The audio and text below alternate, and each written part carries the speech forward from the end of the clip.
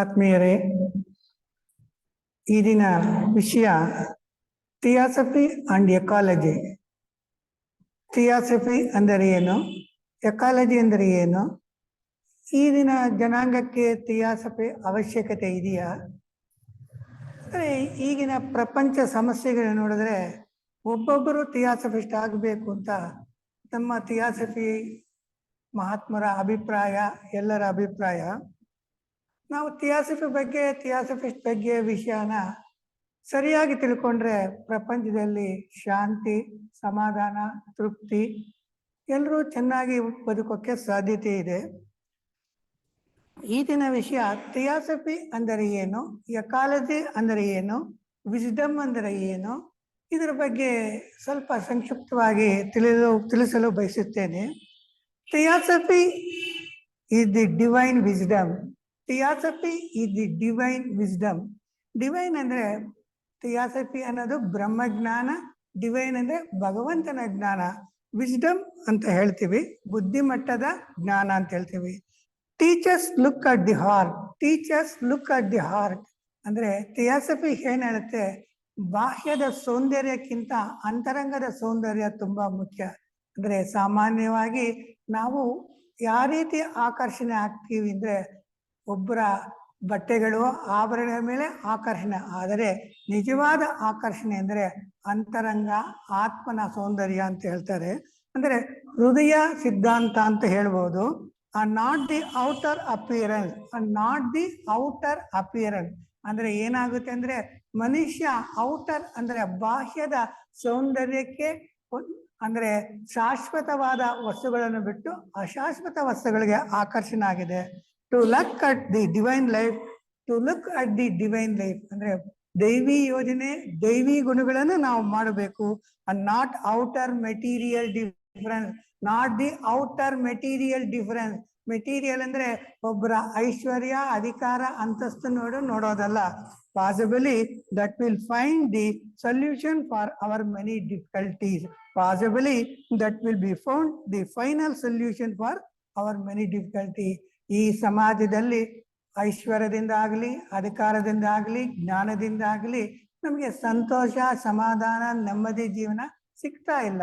ಅದರಿಂದ ಏನ್ ಬೇಕಾಗಂದ್ರೆ ನಿಜವಾದ ಭಗವಂತನ ಜ್ಞಾನವನ್ನು ತಿಳಿಯಬೇಕು, ಹೃದಯ ಸಿದ್ಧಾಂತವನ್ನು ತಿಳಿಯಬೇಕು. ಹೃದಯ ಅನ್ನೋದು ಆತ್ಮನ ಒಂದು ನೆಲೆ ಅಂತಿದೆ. ಹೃದಯದಲ್ಲಿ ಏನೇನು ಸದ್ಗುಣಗಳಿರುತ್ತೆ ಅಂದ್ರೆ ಪ್ರೇಮ, ಪ್ರೀತಿ, ಕರುಣೆ, ದಯ, ಸೇವೆ. ಇದನ್ನು ನಾವು ನೋಡಿದ್ರೆ ಜೀವನದಲ್ಲಿ ಸಂತೋಷವಾಗಿ ಇರೋಕೆ ಸಾಧ್ಯತೆ ಇದೆ. ಇನ್ನೊಂದು ಥಿಯಾಸಫಿ ಅಂದ್ರೆ ಕೆಲವರು ಕೇಳ್ತಾರೆ, ಯಾತಕಪ್ಪ ಥಿಯಾಸಫಿಸ್ಟ್ ಆಗ್ಬೇಕು, ಥಿಯಾಸಫಿಕ್ಕೆ ಯಾಕೆ ಹೋಗ್ಬೇಕು? ಈ ಜೀವನದಲ್ಲಿ, ಈ ಪ್ರಪಂಚದಲ್ಲಿ ಮನುಷ್ಯನ ಗುರಿ ಏನಂದ್ರೆ ಸ್ವಾರ್ಥತೆ, ಆರ್ಥಿಕತೆ, ಅಭಿವೃದ್ಧಿ. What is the purpose and the goal of the theosophy ಅಂದ್ರೆ ಜೀವನದಲ್ಲಿ ಇದೇನಾ? What is the mind difference between the human kind, human kingdom and animal kingdom? ನಾವು ಅದೇ ರೀತಿ ಪ್ರಾಣಿ ವರ್ಗ ಸೇರಿದಂತೆ ನಮ್ಮ ಭಾವನೆಗಳಿದ್ರೆ ಜೀವನದಲ್ಲಿ ಶಾಂತಿ, ಸಮಾಧಾನ. ಈಗಿನ ಸಮಸ್ಯೆಗಳು ಪ್ರಪಂಚದಲ್ಲಿ ಓದಿದರವರೇ ಆತ್ಮಹತ್ಯೆ ಮಾಡ್ಕೊಂತ ಇದ್ದಾರೆ, ಮಕ್ಕಳು ತಂದೆ ತಾಯಿ ಮಾತನ್ನು ಕೇಳ್ತಾ ಇಲ್ಲ. ಇದಕ್ಕೆ ಕಾರಣ ಸೋರ್ಸ್ ಅಂದ್ರೆ ಇದಕ್ಕೆಲ್ಲ ಕಾರಣ ನಾವ್ ಹೇಳ್ತೀವಿ ಅಂದ್ರೆ ಇಗ್ನೋರೆನ್ಸ್. ಇಗ್ನೋರೆನ್ಸ್ ಅಂದ್ರೆ ಅಜ್ಞಾನ. ಅಜ್ಞಾನ ಅಂದ್ರೆ ರಿಯಲ್ ಅಂಡ್ ಅನ್ರಿಯಲ್ ಅಂತೀವಿ. ಶಾಶ್ವತ, ಅಶಾಶ್ವತ ಅಂದ್ರೆ ನಾವು ಸುಖವನ್ನು, ಆನಂದವನ್ನು ಮೆಟೀರಿಯಲ್ ಥಿಂಗ್, ವಸ್ತುಗಳಲ್ಲಿ, ಬಾಹ್ಯಗಳಲ್ಲಿ, ಇಂದ್ರಿಯಗಳಲ್ಲಿ ನೋಡೋದ್ರಿಂದ ನಮಗೆ ಶಾಂತಿ, ಸಮಾಧಾನ ಸಿಗೋದಿಲ್ಲ. ಪ್ರಪಂಚದಲ್ಲಿ ಶ್ರೀಮಂತರು, ಅಧಿಕಾರಿ ವರ್ಗಗಳಿದ್ರೂ ಬಾಹ್ಯದಲ್ಲಿ ಅವರು ಎಷ್ಟೋ ಸಂತೋಷವಾಗಿದ್ರು ನಿಜವಾಗ ಅಂತರದಲ್ಲಿ ಅವರು ತುಂಬಾ ದುಃಖದಲ್ಲಿ ಇರುತ್ತೆ. ಇದಕ್ಕೆ ಕಾರಣ ಅವ್ರಿಗೆ ಬೇಕಾಗಿರೋದು ಥಿಯಾಸಫಿ. ಥಿಯಾಸಫಿ ಅಂದ್ರೆ ಬ್ರಹ್ಮಜ್ಞಾನ, ಬ್ರಹ್ಮವಿದ್ಯಾ. ಅವ್ರು ಹೇಳ್ತಾರೆ theosophy is for life, theosophy is for life. ಜೀವನಕ್ಕೆ ಏನ್ ಬೇಕು? ಕೆಲವರು ಏನ್ ಹೇಳ್ತಾರೆ ಅಂದ್ರೆ ಧನಂ ಮೂಲಂ ಇದಂ ಜಗತ್ ಅಂದ್ರೆ ಐಶ್ವರ್ಯ ಇದ್ರೇನಪ್ಪ ಬದುಕೋದು ಅಂತ. ಆದ್ರೆ ನಿಜವಾಗ್ಲೂ ದಯಾಮೂಲಂ ಇದಂ ಜಗತ್, ಪ್ರೀತಿ, ಪ್ರೇಮ ಅಂದ್ರೆ ಥಿಯಾಸಫಿ ಈಸ್ ಫಾರ್ ಲೈಫ್. ನಮ್ಮ ಜೀವನದಲ್ಲಿ ನಮಗೆ ಗಾಳಿ ಎಷ್ಟು ಮುಖ್ಯವೋ ಥಿಯಾಸಫಿ ಅದಕ್ಕಿಂತ ಮುಖ್ಯ. ಅಂದ್ರೆ ನಮ್ಮ ಜೀವನಕ್ಕೆ theosophy is for life, life is for love, life is for love. Life ಅಂದ್ರೆ ಜೀವನದಲ್ಲಿ ಏನಕ್ಕೆ ಮುಖ್ಯ ಇರ್ತದೆ? ಪ್ರೇಮ.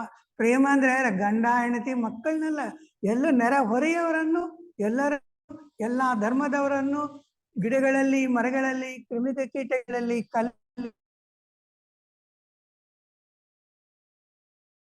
ಅತಿ ಮುಖ್ಯವಾದ ವಿಷಯ ಅಂದ್ರೆ ಬ್ರಹ್ಮಜ್ಞಾನ, ಥಿಯಾಸಫಿ ಜ್ಞಾನ ತುಂಬಾ ಮುಖ್ಯ. ಅದೇನ್ ಹೇಳುತ್ತೆ? ಲವ್ ಫಾರ್ ಆಲ್ ಅಂತ ಹೇಳ್ತಾರೆ. ಅಂದ್ರೆ ಪ್ರೀತಿ, ಪ್ರೇಮ ಅನ್ನೋದು ಎಲ್ರಿಗೂ ಕೊಡು. Love is for humanity.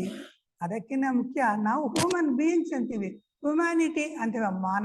ಮಾನವನಾಗಿ ಮಾಧವನಾಗ್ಬೇಕಂದ್ರೆ ನಮ್ಮ ನೆರೆಹೊರೆಯವರನ್ನು, ಪರದೇಶದವರನ್ನು ಎಲ್ಲರನ್ನು ಪ್ರೀತಿಸಬೇಕು. Humanity is for spirituality.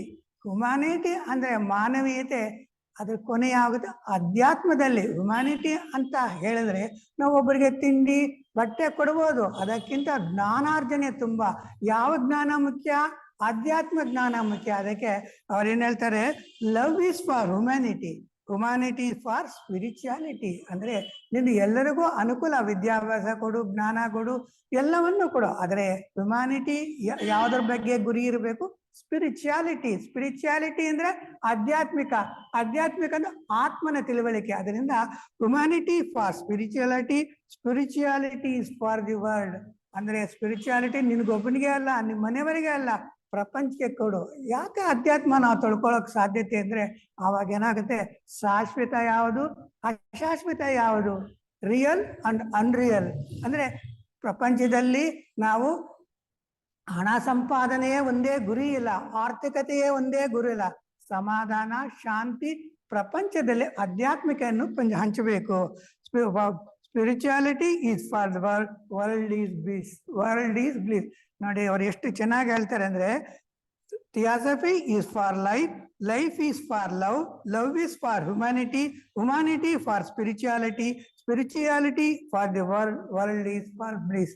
Bliss ಅಂದ್ರೆ ಶಾಂತಿ ಅಂತ ಹೇಳ್ಬೋದು, ಆನಂದ ಅಂತ ಹೇಳ್ಬೋದು. ನಮಗೆ ಎಷ್ಟೇ ಅನುಕೂಲಗಳು, ಎಷ್ಟೇ ಇಂದ್ರಿಯಗಳ ಅನುಭವ ಇದ್ರೂ ಬ್ಲಿಸ್ ಅನ್ನೋದು ಅಲ್ಟಿಮೇಟ್ ಹ್ಯಾಪಿನೆಸ್, ಸಚ್ಚಿತ್ ಆನಂದ ಅಂತೀವಿ. ಆ ಆನಂದ ಪಡೆಯೋಕೆ ಥಿಯಾಸಫಿ ಜ್ಞಾನ ಅತಿ ಮುಖ್ಯವಾಗಿ ಇದೆ ಅಂತ ಮಹಾತ್ಮರು ಹೇಳ್ತಾರೆ. ಈ ದಿನದ ವಿಷಯ ಥಿಯಾಸಫಿ ಅಂಡ್ ಎಕಾಲಜಿ. ಥಿಯಾಸಫಿ ಅಂದ್ರೆ ಆತ್ಮವಿದ್ಯೆ ಅಂತ ಹೇಳ್ಬೋದು, ಬ್ರಹ್ಮವಿದ್ಯೆ ಅಂತ ಹೇಳ್ಬೋದು, ಬ್ರಹ್ಮಜ್ಞಾನ ಅಂತ ಹೇಳ್ಬೋದು. ಎಕಾಲಜಿ ಅನ್ನೋ ಒಂದು ಪದ ಇದೆ. ಎಕಾಲಜಿ ಅಂತ ಹೇಳಿದ್ರೆ nothing but concern toward the environment. Environment ಅಂದ್ರೆ ಎಲ್ರಿಗೂ ಗೊತ್ತಾಗತ್ತೆ. ಏನಾಗುತ್ತೆ ಅಂದ್ರೆ ಈಗಿನ ಕಾಲದಲ್ಲಿ ಸಮಸ್ಯೆ ಯಾವುದು ಅಂತ ನಾವು ಹೇಳಿದ್ರೆ ಫ್ಲಡ್ಸ್ ಅಂತೀವಿ. ಫ್ಲಡ್ಸ್ ಆಗುತ್ತೆ, ವಾಲ್ಕನೋಸ್ ಆಗುತ್ತೆ, ಸುನಾಮಿ ಆಗುತ್ತೆ, ಮಳೆ ಬರೋವಾಗ ಮಳೆ ಬರೋದಿಲ್ಲ. ಈ ಕಾರಣ ಏನು ಅಂತ ಒಂದು ವಿಷಯ. ಇವಾಗ ನೋಡಿ, ಬೆಂಗಳೂರಲ್ಲಿ ಆನೆಗಳು ಬರುತ್ತೆ, ಬಂಗಾರಪೇಟೆ ಹತ್ರ 20 ಆನೆಗಳಿದೆ, ಮೊಸಳೆಗಳು ಬರುತ್ತೆ, ಕರಡಿಗಳು, ಚಿರತೆಗಳು ಬರುತ್ತೆ, ಅಪಾರ್ಟ್ಮೆಂಟ್ ಅಲ್ಲೇ ನುಗ್ಗುತ್ತೆ. ಆನೆಗಳು ಬಂದು ಅಂಗಡಿಯಲ್ಲಿ ಒಂದು ಬಾಳೆಹಣ್ಣ ಗೊಂಚಲು ತಗೋ. ಕಾರಣ ಏನು ಅಂದ್ರೆ ಅವ್ರು ಹೇಳ್ತಾರೆ,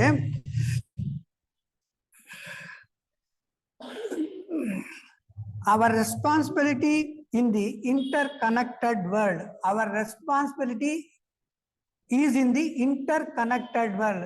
ನಮ್ಮ ಜವಾಬ್ದಾರಿ ಬಾಹ್ಯದಲ್ಲೇ ಒಂದೇ ಅಲ್ಲ, ನಮ್ಮಲ್ಲಿ ನಮಗೆ ಗೊತ್ತಿದ್ರೆ ಗುಪ್ತವಾಗಿ ಒಂದು ವಸ್ತುಗೂ ಇನ್ನೊಂದು ವಸ್ತುಗೂ ಸಂಬಂಧ ಇದೆ. ಒಂದು ಇರುವೆಗೂ ಆಕಾಶದಲ್ಲಿ ನಕ್ಷತ್ರಕ್ಕೂ ಸಂಬಂಧ. ಅದರಿಂದ ಪ್ರಕೃತಿ ನಿಯಮಗಳನ್ನು ನಾವು ಉಲ್ಲಂಘನೆ ಮಾಡಿದರೆ ಮಾತ್ರ ಪ್ರವಾಹಗಳಾಗುತ್ತೆ. ಆದ್ರಿಂದ ಪ್ರಪಂಚದಲ್ಲಿ ಜವಾಬ್ದಾರಿ ಅಂದ್ರೆ ಪ್ರಪಂಚದಲ್ಲಿ ಸಕಲ ಚರಾಚರ ವಸ್ತುಗಳು ಒಂದಕ್ಕೊಂದು ಸಂಬಂಧ ಇದೆ. ಆಕಾಶ ಆಗ್ಲಿ, ಗಾಳಿ ಆಗ್ಲಿ, ನೀರಾಗ್ಲಿ, ಅಗ್ನಿ ಆಗ್ಲಿ, ಭೂಮಿ ಆಗ್ಲಿ, ಇವೆಲ್ಲ ಇದೆ. ಇವೆಲ್ಲ 5 ಎಲಿಮೆಂಟ್ಸ್ ಅಂತೀವಿ. ಈ ಸಂಬಂಧಗಳನ್ನ ನಾವು ಅನುಕೂಲ ಮಾಡ್ಕೊಳ್ದಿದ್ರೆ ತೊಂದರೆ ಕಟ್ಟೆ, ಅದಕ್ಕೆ ನಾವೇ ಜವಾಬ್ದಾರಿ. ಆದ್ರಿಂದ ಥಿಯಾಸಫಿ ವಿದ್ಯೆ, ಆತ್ಮವಿದ್ಯೆ, ಬ್ರಹ್ಮವಿದ್ಯೆ ಅಂದ್ರೆ ಸಕಲ ಜೀವರಾಶಿಗಳನ್ನು ಚೈತನ್ಯ ಇರೋದನ್ನ ನಾವು ತಿಳ್ಕೊಬೋದು. ಅಂದ್ರೆ ಇಂಟರ್ ಕನೆಕ್ಟೆಡ್ ವರ್ಲ್ಡ್ ಅಂತಾರೆ. ಇಂಟರ್ ಕನೆಕ್ಟೆಡ್ ಅಂದ್ರೆ ನಮಗೆ ಗುಪ್ತವಾಗಿರೋದು, ಗೊತ್ತಿಲ್ಲದೆ ಇರೋ ವಿಷಯಗಳನ್ನ ನಾವು ತಿಳ್ಕೊಬೇಕತ್ತೆ. Our responsibility in the interconnected world, our responsibility ಅಂತ ಒಂದು ಬರುತ್ತೆ. ನಮ್ಮ ಜವಾಬ್ದಾರಿ ಇಂಟರ್ ಕನೆಕ್ಟ್, ನಮಗೆ ಗೊತ್ತಿಲ್ಲದೆ ಒಂದಕ್ಕೊಂದು ಸಂಬಂಧ ಇದೆ ಅಂತ ಹೇಳ್ತಾರೆ. So at the very beginning I would like some important word. ಅವರು ಹೇಳ್ತಾರೆ ಒಂದು ವಿಷಯ, ವಿಜ್ಡಮ್ ಅನ್ನೋ ಒಂದು ಪದ ಹೇಳ್ತಾರೆ. WISDOM. ವಿಜ್ಡಮ್ ಅಂದ್ರೇನೆ ಬುದ್ಧಿವಂತ ಅಂತ ನಾವು ಹೇಳ್ತೀವಿ. ಯಾರು ಬುದ್ಧಿವಂತರು ಬಾಹ್ಯದಲ್ಲಿ, ಯಾರು ಸಂಪಾದನೆ ಮಾಡ್ತಾರೋ, ಯಾರ ಅಧಿಕಾರದಲ್ಲಿ ಇರ್ತಾರೋ ಅಂತವರು, ಯಾರ ಆರೋಗ್ಯವಾಗಿರ್ತಾರೋ, ಎಲ್ಲ ಶ್ರೀಮಂತ, ಅವರು ವಿಜ್ಡಮ್ ಅಂತ ಬಾಹ್ಯದಲ್ಲಿ. ಆದರೆ ನಮ್ಮ ಅಧ್ಯಾತ್ಮದಲ್ಲಿ wisdom is called different meaning. ಅವ್ರು ಹೇಳ್ತಾರೆ, I would like to define some important word. Wisdom is the encompassing word and defined to body of knowledge. Body of knowledge ಅಂದ್ರೆ ಪ್ರಪಂಚ ಜ್ಞಾನ ತಿಳ್ಕೊಳ್ಬೇಕು. ಎಕ್ಸ್ಪೀರಿಯನ್ಸ್, ಅನುಭವ, understanding, common sense, insight and good judgement are develop with in a specified society in a given period. ಅಂದ್ರೆ ಪ್ರಾಪಂಚಿಕ ವಸ್ತುಗಳ ಅನುಕೂಲ ಮಾಡೋದು, ಪ್ರಪಂಚ ಜ್ಞಾನ ಪಡೋದು, ಇದು ಒಂಥರ ವಿಜ್ಡಮ್. ಅಂದ್ರೆ ಇದು ಪ್ರಾಪಂಚಿಕ ವಿಜ್ಡಮ್ ಅಂತ ಹೇಳ್ತೀವಿ. The religious definition of wisdom, capacity there and that allows the understand a life from spiritual perspective. ಅಂದ್ರೆ ನಮ್ಮ ಅಧ್ಯಾತ್ಮದಲ್ಲಿ ವಿಸ್ಡಮ್ ಅಂತ ಹೇಳಿದ್ರೆ ಕೆಪಾಸಿಟಿ ಆಫ್ ದಿ ಮೈಂಡ್ ಅಂತಾರೆ. ಮನಸ್ಸಿನ ಒಂದು ಕೆಪಾಸಿಟಿ ಅಂತ ಹೇಳಿದ್ರೆ, ಈ capacity of the mind allows to understand the life. ಅಂದ್ರೆ ಜೀವನ ಉದ್ದ, purpose and goal of the life. ಏನಕ್ಕೆ ನಾವು ಬಂದಿದ್ದೀವಿ ಗೊತ್ತಿಲ್ಲ. ನಾವು ಏನಾಗ್ತೀವಿ, ಮೆಕ್ಯಾನಿಕಲ್ ಅಂತ ಹೇಳ್ತೀವಿ. ಅಂದ್ರೆ ಮಿಷಿನ್ಸ್ ತರ ವರ್ಕ್ ಮಾಡ್ತೀವಿ. ಬೆಳಗ್ಗೆ ತಿಂಡಿ, ಊಟ, ರಾತ್ರಿ ಮಲಗೋದು, ಹೋಗೋದು, ಇದೇನ ಜೀವನದ ಗುರಿ. ಹಾಗಾದ್ರೆ what is the mind difference between the human kingdom and animal kingdom? ಅದೇ ರೀತಿ ಇದೆ. What is the difference? Can you find happiness? ಇದರಿಂದ ನಿಮ್ಗೆ ಸುಖ, ಸಂತೋಷ, ಆನಂದ, ಸಮಾಧಾನ ಸ್ಥಿತಿ ಇದೆಯಾ? ಎಷ್ಟು ಜನ ಸರಿಯಾಗಿ ರಾತ್ರಿ ಹೊತ್ತು ನಿದ್ದೆ ಹೋಗ್ತಾರೆ? ಅಂದ್ರೆ ಮೈಂಡ್ ಅಂತ ಥಾಟ್ಸ್ ಅಂತೀವಿ. ಥಾಟ್ಸ್ ಅಂದ್ರೆ ಯೋಚನೆಗಳು ಅಂತ ಹೇಳ್ತೀವಿ. ಅಂದ್ರೆ ಈ ಪ್ರಪಂಚನೇ ಮನಸ್ಸಿನಿಂದಾನೇ ಕ್ರಿಯೇಟ್ ಆಗಿರೋದು. ಅಂದ್ರೆ ಇವಾಗ ಏನಾಗುತ್ತೆ, ವಿಜ್ಞಾನಿಗಳಿದ್ದಾರೆ, ಸಾಧು ಸಂತರಿದ್ದಾರೆ, ಅವರು ಆವಿಷ್ಕಾರಗಳನ್ನ ಮಾಡ್ತಾರೆ, ಋಷಿಗಳು ಆವಿಷ್ಕಾರ ಮಾಡ್ತಾರೆ. ನಾವೇನ್ ಮಾಡ್ತಾ ಇದ್ದೀವಿ? ನಾವು ಏನು ಮಾಡಕ ಕಾರಣ ನಮ್ಮ ಮನಸ್ಸು. ಕಾನ್ಸಂಟ್ರೇಷನ್ ಅಂತ ಒಂದು ಪದ ಇದೆ, ಏಕಾಗ್ರತೆ ಅನ್ನೋದಿದೆ. ಅಂದ್ರೆ ಇದೆಲ್ಲ ನಮ್ಮ ಜೀವನದಲ್ಲಿ ಅಂತರಂಗದ ಆತ್ಮ ವಿಚಾರ ತಿಳ್ಕೋಬೇಕಾದ್ರೆ ಅಧ್ಯಾತ್ಮ ಮುಖ್ಯ. ಅಧ್ಯಾತ್ಮ, ಥಿಯಾಸಫಿ ಎರಡೂ ಒಂದೇ. ಅಂದ್ರೆ ಏನಾಗುತ್ತೆ ಅಂದ್ರೆ, ಈ ಪ್ರಪಂಚದ ಶಾಶ್ವತ ಅಶಾಶ್ವತ ವಸ್ತುಗಳನ್ನ ತಿಳ್ಕೋಬೇಕಾದ್ರೆ ಕಾನ್ಸಂಟ್ರೇಷನ್ ಅಂದ್ರೆ, ಇನ್ನೊಂದಿದೆ ಡಿಸ್ಟ್ರಾಕ್ಷನ್ ಅಂತ ಇದೆ. ಮನಸ್ಸಿನಲ್ಲಿ ನೆಗೆಟಿವ್ ಥಾಟ್ಸ್, ಪಾಸಿಟಿವ್ ಥಾಟ್ಸ್ ಎಲ್ಲ ಬರ್ತಾ ಇರುತ್ತೆ. ಯಾವಾಗಿರೋದಿಲ್ವೋ, ಯಾವಾಗಿರೋದು ಆವಾಗ ಏನಾಗುತ್ತೆ, ಆವಾಗ ಮೈಂಡ್ ಇಂಟಿಟಿವ್ ಅಂತೀವಿ. ಆವಾಗ ನಮಗೆ ಅಂತರ್ಸ್ಫೂರ್ತಿ ಆಗುತ್ತೆ. ಪ್ರಪಂಚದ ಜೀವನದ ಗುರಿ ಏನು ಅನ್ನೋದು ಗೊತ್ತಾಗುತ್ತೆ. The contemporary world, what is belonging or occurring in the present day world, the definition of theosophy and ecology explain. ಅಂದ್ರೆ ಈಗಿನ ಸಮಸ್ಯೆಗಳಿಗೆ ಕಾರಣ ಥಿಯಾಸಫಿ ಅಂಡ್ ಎಕಾಲಜಿ ಸರಿಯಾದ ಉತ್ತರ ಕೊಡೋದು. ಅಂದ್ರೆ ಈ ಜೀವನದಲ್ಲಿ ಈ ಕಷ್ಟ ಸುಖಗಳು, ಬಿರುಗಾಳಿ, ಮಳೆ, ಪ್ರವಾಹ, ಭೂಕಂಪ, ಸುನಾಮಿ, ಯುದ್ಧಗಳು, ಅಂದ್ರೆ ಆರ್ಥಿಕತೆಯಿಂದ ನಾವು ಸ್ವಲ್ಪ ಸಂತೋಷವಾಗಿದ್ದೀವ? What has happen Ukraine? What has happen Israel? ಏನಾಗಿದೆ? What has happening in Pakistan? ಅಂದ್ರೆ ಇದಕ್ಕೆಲ್ಲ ಕಾರಣ ಮೆಟೀರಿಯಲ್ ವರ್ಲ್ಡ್, ಸ್ವಾರ್ಥತೆ ಅಂತ ಹೇಳ್ತೀವಿ. ಇಲ್ಲಿ ದೈವಿ ಗುಣಗಳು ಅಂತ ಹೇಳ್ತೀವಿ. ಆದರೆ ದೈವಿ ಗುಣಗಳು ಏನು? ಪ್ರೇಮ, ಸಹೋದರ ಭಾವ, ಕರುಣೆ, ದಯ, ಸಮಾನತೆ, ಈ ತರ ಇದೆ. ಈ ತರ ನಾವು ಪರದೇಶದವರು ಎಲ್ಲರೂ ಒಂದೇ ಅಂತ ಹೇಳಿದ್ರೆ ಈ ಸಮಸ್ಯೆ, ಇದನ್ನ ನಮ್ಮ ಥಿಯಾಸಫಿ ಕೊಡುತ್ತೆ. ಥಿಯಾಸಫಿ ಯೂನಿವರ್ಸಲ್ ಬ್ರದರ್ಹುಡ್ ಅಂತ ಹೇಳ್ತೀವಿ. ನಮ್ಮ ಬಂಗಾರಪೇಟೆ ಒಂದೇ ಅಲ್ಲ, ಮೈಸೂರು ರಾಜ್ಯ ಒಂದಿಲ್ಲ, ಭಾರತ ಒಂದಿಲ್ಲ, ಎಲ್ಲಾ ಯೂನಿವರ್ಸ್ ಅಂತ ಹೇಳುತ್ತೆ. ಪ್ರಪಂಚ ಅಂತ ಯೂನಿವರ್ಸ್, ಎಲ್ಲಾ ಜೀವಗಳು ಎಲ್ಲಾ ಗ್ರಹಗಳಲ್ಲಿ ಇರಬಹುದು. ಅಂತದಕ್ಕೂ ನಮಗೆ ಸಂಬಂಧ ಇದೆ. ಅದರಿಂದ ಎಲ್ಲರಲ್ಲೂ ಲವ್, ಯಾವಾಗ ನಾವು ಪ್ರೀತಿ, ಪ್ರೇಮ, ಸಹನೆ, ದಯೆ ತೋರಿಸ್ತೀವೋ ಆವಾಗ ನೀನು ಚೆನ್ನಾಗಿ ಬದುಕೋಗತ್ತೆ. ಕಾಸ್ ಅಂಡ್ ಎಫೆಕ್ಟ್ ಅಂತೇಳಿ, ಅಂದ್ರೆ ಕಾರಣ ಆಗಿದ್ರೆ ಈಗಿನ ಸಮಸ್ಯೆಗಳಿಗೆ ನಮಗೆ ಉತ್ತರ ಬರಬೇಕು. ಸೊಲ್ಯೂಷನ್ಸ್ ಅಂತ ಒಂದು ಪದ ಬರಬೇಕಾದ್ರೆ spirituality is nothing but theosophy. Theosophy is the basic for all religions. ಅಂದ್ರೆ ಎಲ್ಲಾ ಮತಗಳ ಸಾರ ಥಿಯಾಸಫಿಯಲ್ಲಿ ಇದೆ. ಇದರಿಂದ ಪ್ರಪಂಚದಲ್ಲಿ ಶಾಂತಿ ಬರಬೇಕಾದ್ರೆ ಥಿಯಾಸಫಿ ಅಧ್ಯಯನ ಅತಿ ಮುಖ್ಯ. The main intention of the theosophical society is the universal brotherhood. ನೋಡಿ ಎಷ್ಟು ಚೆನ್ನಾಗಿ ಸೊಗಸಾಗಿ ನಮ್ಮ ಸ್ಲೋಗನ್ ಇದೆ ಅಂದ್ರೆ, ನಾವು ಯೂನಿವರ್ಸ್, ವಿಶ್ವವೇ ನಾವು ಒಂದು ಅನ್ನೋ ಭಾವನೆ ಬರಬೇಕಾಗತ್ತೆ. ಇವಾಗ ಥಿಯೋಸಫ್ ಅನ್ನೋದು, ಥಿಯೋ ಅಂದ್ರೆ ಏನು ಅಂತ ಹೇಳ್ತೀವಿ. Theosophy is come to from Greek words. Theosophy ಅನ್ನೋ ಪದ ಗ್ರೀಕ್ ಭಾಷೆಯ ಒಂದು ಪದ ಅಂತ ಹೇಳ್ತೇವೆ. Theo meaning is a divine bod or god. ಅಂದ್ರೆ ಥಿಯೋ ಅಂದ್ರೆ ಭಗವಂತ ಅಂತ ಇದಾಗತ್ತೆ. ಸೋಫಿಯಾ ಮೀನ್ಸ್ ವಿಸ್ಡಮ್, ಅಂದ್ರೆ ಭಗವಂತನ ಜ್ಞಾನ ಅಂತ ಹೇಳ್ಬಹುದು. Hence, theosophy is the divine wisdom or wisdom connecting God or things of divine. ಅಂದ್ರೆ theosophy ಅಂದ್ರೆ ಡಿವೈನ್ ವಿಸ್ಡಮ್, ಅಂದ್ರೆ ಭಗವಂತನ ಗುಣಗಳು ಅಂತ ಹೇಳ್ಬಹುದು ಅಂತ ಹೇಳ್ತಾರೆ. Others say the theosophy is teaching God and world based medieval and mystical insight. ಅಂದ್ರೆ ಅಧ್ಯಾತ್ಮದ ಬಗ್ಗೆ ಥಿಯಾಸಫಿ ಹೇಳ್ತಾರೆ. It is a teaching of modern movement which is following Buddhist Brahmic theories, especially pantheist evolution of reincarnation. ಇದರಲ್ಲಿ ನಮ್ಮ ಸನಾತನ ಧರ್ಮ, ಬೌದ್ಧ ಧರ್ಮ, ಹಲವು ಧರ್ಮಗಳ ವಿಷಯಗಳತ್ತೆ. ಒಂದು ವಿಷಯ ಆಗತ್ತೆ, ಸನಾತನ ಧರ್ಮ ರೀಇನ್ಕಾರ್ನೇಷನ್ ಅಂತ ಒಂದು ಪದ, ಅಂದ್ರೆ ಪುನರ್ಜನ್ಮ, ಕರ್ಮ ನಿಯಮ, ಇದು ನಮ್ಮ ಥಿಯಾಸಫಿಯಲ್ಲಿ ಇದೆ. Evolution and reincarnation. ಎವಲ್ಯೂಷನ್ ಅಂತ ಹೇಳಿದ್ರೆ ವಿಕಾಸ. ರೀಇನ್ಕಾರ್ನೇಷನ್ ಅಂದ್ರೆ ಕರ್ಮ ನಿಯಮದ ಪ್ರಕಾರ ನಾವು ಅನೇಕ ಜನ್ಮಗಳು ತಗೊಂತೀವಿ. ಯಾತಕ್ಕೆ ತಗೋಬೇಕು? ನಮ್ಮ ಜ್ಞಾನ, ಪ್ರಜ್ಞೆ, ವಿಕಾಸ, ಅದು theosophy ನಂಬುತ್ತೆ. Still others say that theosophy of where religious philosophical system cling to base on insight into divine nature, denying existence of any personal God. Existence of any personal God ಅಂತ ಹೇಳಿದ್ರೆ ಇಲ್ಲಿ ಸಾಮಾನ್ಯವಾಗಿ ಭಗವಂತ ನಮ್ಮ ತರ ಮಾನವ ರೂಪದಲ್ಲಿ ಇರೋದಿಲ್ಲ ಅಂತ ಥಿಯಾಸಫಿ ಹೇಳ್ತಾರೆ. ಅಂದ್ರೆ ನಿರ್ಗುಣ, ನಿರಾಕಾರ. ಅದಕ್ಕೆ ಇನ್ನ ಒಂದು ಹೇಳ್ಬೋದು, ಪ್ರಜ್ಞೆ ಅಂತೀವಿ, ಕಾನ್ಸಿಯಸ್ನೆಸ್ ಅಂತೀವಿ, ಎನರ್ಜಿ ಅಂತೀವಿ. ಅಂದ್ರೆ ಭಗವಂತ ಅನ್ನೋದು ಯಾವುದೇ ರೂಪಗಳಿಲ್ಲ ಅಂತ ಅವ್ರು ಹೇಳ್ತಾರೆ. Madam H.P. Bloss say that theosophy is divine knowledge or science. Divine knowledge or science ಅಂತ ಹೇಳಿ, ಇಲ್ಲಿ ಡಿವೈನ್ ನಾಲೆಜ್ ಅಂದ್ರೆ ಏನು, ಸೈನ್ಸ್ ಅಂತ ಹೇಳಿದ್ರೆ ನಾವು ತಗೋಬೇಕು. ಡಿವೈನ್ ನಾಲೆಜ್ ಅಂದ್ರೆ ಭಗವಂತನ ಜ್ಞಾನ ಅಂತ ಹೇಳ್ತೀವಿ. ಆರ್ ಸೈನ್ಸ್ ಅಂದ್ರೆ ಏನು, ಜ್ಞಾನ ಅಂದ್ರೆ ಏನು, ವಿಜ್ಞಾನ ಅಂದ್ರೆ ಜ್ಞಾನ ಅನ್ನೋದು ಥಿಯರಿಟಿಕಲ್ ನಾಲೆಜ್. ಥಿಯರಿಟಿಕಲ್ ಅಂದ್ರೆ ಪುಸ್ತಕದಲ್ಲಿ ಓದೋದು. ವಿಜ್ಞಾನ ಅಂದ್ರೆ ಎಕ್ಸ್ಪೀರಿಯನ್ಸ್ ನಾಲೆಜ್. ಅಂದ್ರೆ ಥಿಯಾಸಫಿ ಯಾರೋ ಬರೆದಿರೋದಲ್ಲ, ಅನುಭವಸ್ಥರು, ಮಹರ್ಷಿಗಳು, ಪ್ರಜ್ಞೆಯಲ್ಲಿ ಮಹಾತ್ಮರು ಬರೆದಿರೋ ಒಂದು ಜ್ಞಾನ. ಅಂದ್ರೆ ನಾವು ಯಾವುದೇ ಥಿಯಾಸಫಿ ಏನ್ ಹೇಳುತ್ತೆ, ಯಾವುದನ್ನು ನಂಬಬೇಡ ಅಂತ ಹೇಳಿದ್ರೆ ನಿನ್ನ ಸ್ವಂತ ಅನುಭವದ ಆ ರೀತಿ ಮಹಾತ್ಮರಿಂದ ರಚಿಸಲ್ಪಟ್ಟ ಥಿಯಾಸಫಿ ಬ್ರಹ್ಮಜ್ಞಾನ.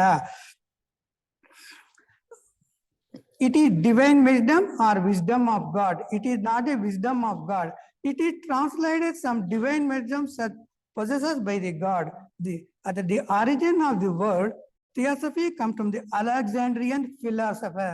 ಈ ಥಿಯಾಸಫಿ ಅನ್ನೋ ಪದ ಅಲೆಕ್ಸಾಂಡ್ರಿಯನ್ ಫಿಲಾಸಫರ್ ಅನ್ನೋದು ಇದು ಈಜಿಪ್ಟ್ ಹತ್ರ ಅಲೆಕ್ಸಾಂಡ್ರಿಯಾ ಅಂತಿದೆ.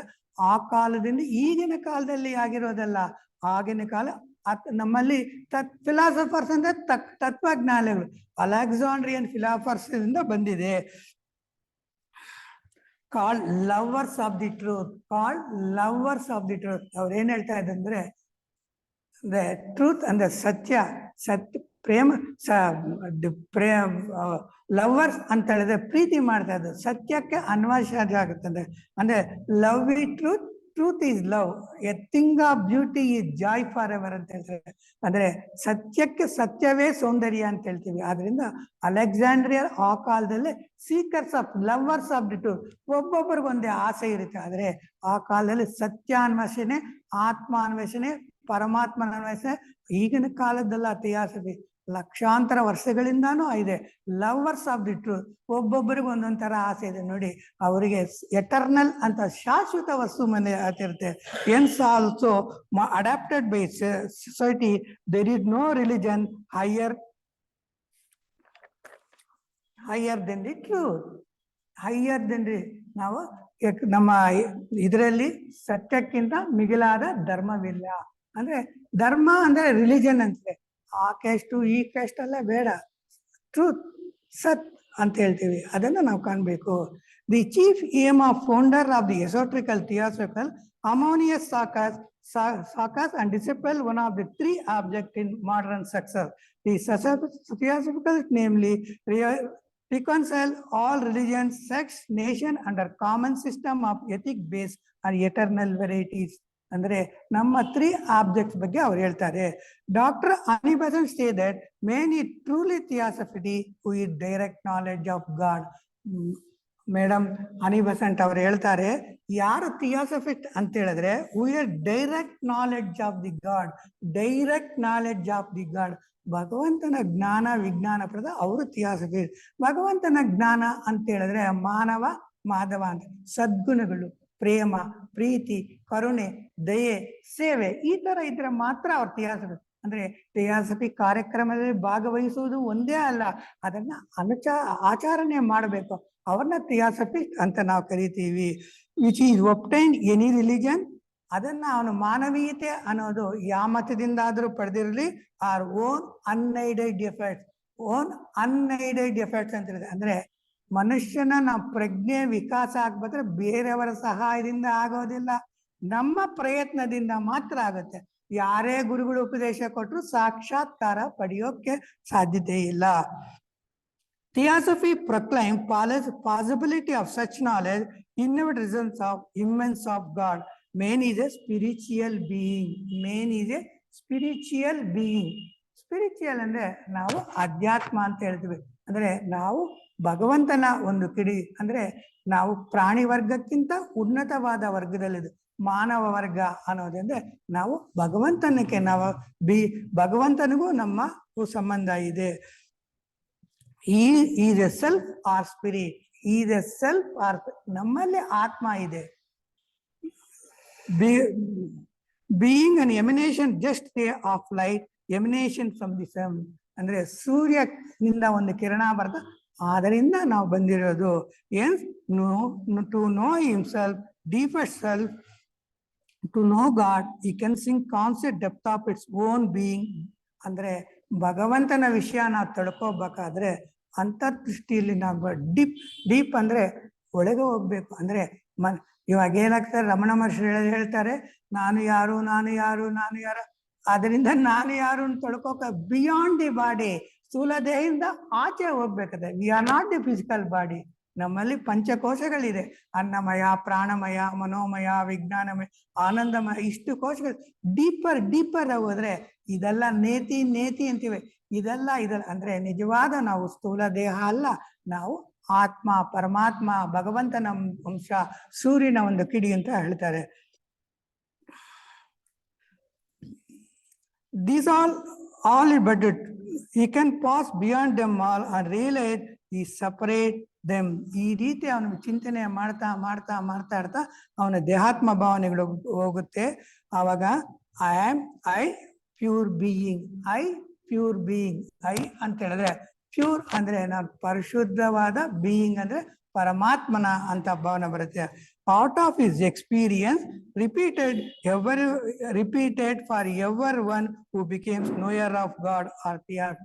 ಈ ರೀತಿ ನಾವು ಹೋದ್ರೆ ಮಾತ್ರ ನಾವು ಥಿಯಾಸಫಿಸ್ಟ್. ಭಗವಂತನ ಜ್ಞಾನ ಪಡಿಬೇಕು, ಸ್ಥೂಲ ದೇಹವಲ್ಲ, ನಾವು ಆತ್ಮ ಸ್ವರೂಪ, ಭಗವಂತನ ಒಂದು ಅಂಶ, ಒಂದು ಕಿರಣ.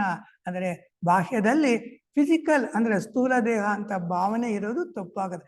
ಈ ರೀತಿ ಇದ್ರೆ ಮಾತ್ರ ನಾವು ಥಿಯಾಸಫಿಗೂ ಥಿಯಾಸಫಿಸ್ಟಿಗೆ ಸಂಬಂಧ ಇರುತ್ತೆ. ಅಂದ್ರೆ ಪ್ಯೂರ್ ಕಾನ್ಸಿಯಸ್ನೆಸ್, ಪರಿಶುದ್ಧವಾದ ಪ್ರಜ್ಞೆ ಅಂತ ಹೇಳ್ತಾರೆ.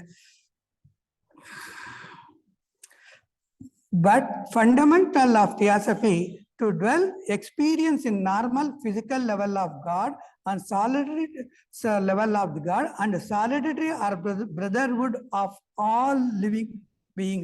Solitary or brotherhood all living being. Brotherhood ಅಂತ ಒಂದು ಪದ ಹೇಳ್ತೀವಿ. ಬ್ರದರ್ಹುಡ್ ಅಂದ್ರೆ ಸಹೋದರ ಭಾವ. ಇಲ್ಲೇನಾಗ್ತದೆ, ಆಲ್ ಲಿವಿಂಗ್ ಬೀಯಿಂಗ್ಸ್ ಅಂತೆ. ಅಂದ್ರೆ ಬೀಯಿಂಗ್ ಅಂದ್ರೆ ಇರುವಿಕೆ, ಬೀನಸ್ ಅಂತೇವೆ. ಅಂದ್ರೆ ನಾವೆಲ್ಲರೂ ಭಗವಂತನ. ಅಂದ್ರೆ ಇಲ್ಲಿ ಏನ್ ಹೇಳ್ತಾರೆ ಅಂದ್ರೆ ಎಲ್ಲಾ ಚರಾಚರ ಚೈತನ್ಯಗಳಲ್ಲೂ, ಗಿಡ ಮರಗಳಲ್ಲೂ, ಕ್ರಿಮಿಕೀಟಗಳಲ್ಲೂ, ಪಶು ಪಕ್ಷಿಗಳಲ್ಲೂ, ಪರ್ವತಗಳಲ್ಲೂ, ಜಲ ವಾಟರ್ ಫಾಲ್ಸ್ ಅಂದ್ರೆ ನೀರಿನಲ್ಲಿ, ಸಮುದ್ರದಲ್ಲಿ, ಜಲಪಾತಗಳಲ್ಲೂ, ಪ್ರವಾಹ ಎಲ್ಲದರಲ್ಲೂ ಭಗವಂತನ ನಾವು ನೋಡ್ತೀವಿ. ನಯಾಗರ ಫಾಲ್ಸ್ ನೋಡ್ಬೇಕು ಅಂತ ಇರುತ್ತೆ, ಜೋಗ್ ಫಾಲ್ಸ್ ನೋಡಿದ್ರೆ ನಿಜವಾದ ಸೌಂದರ್ಯ ಅದರಲ್ಲಿ ಇದೆ.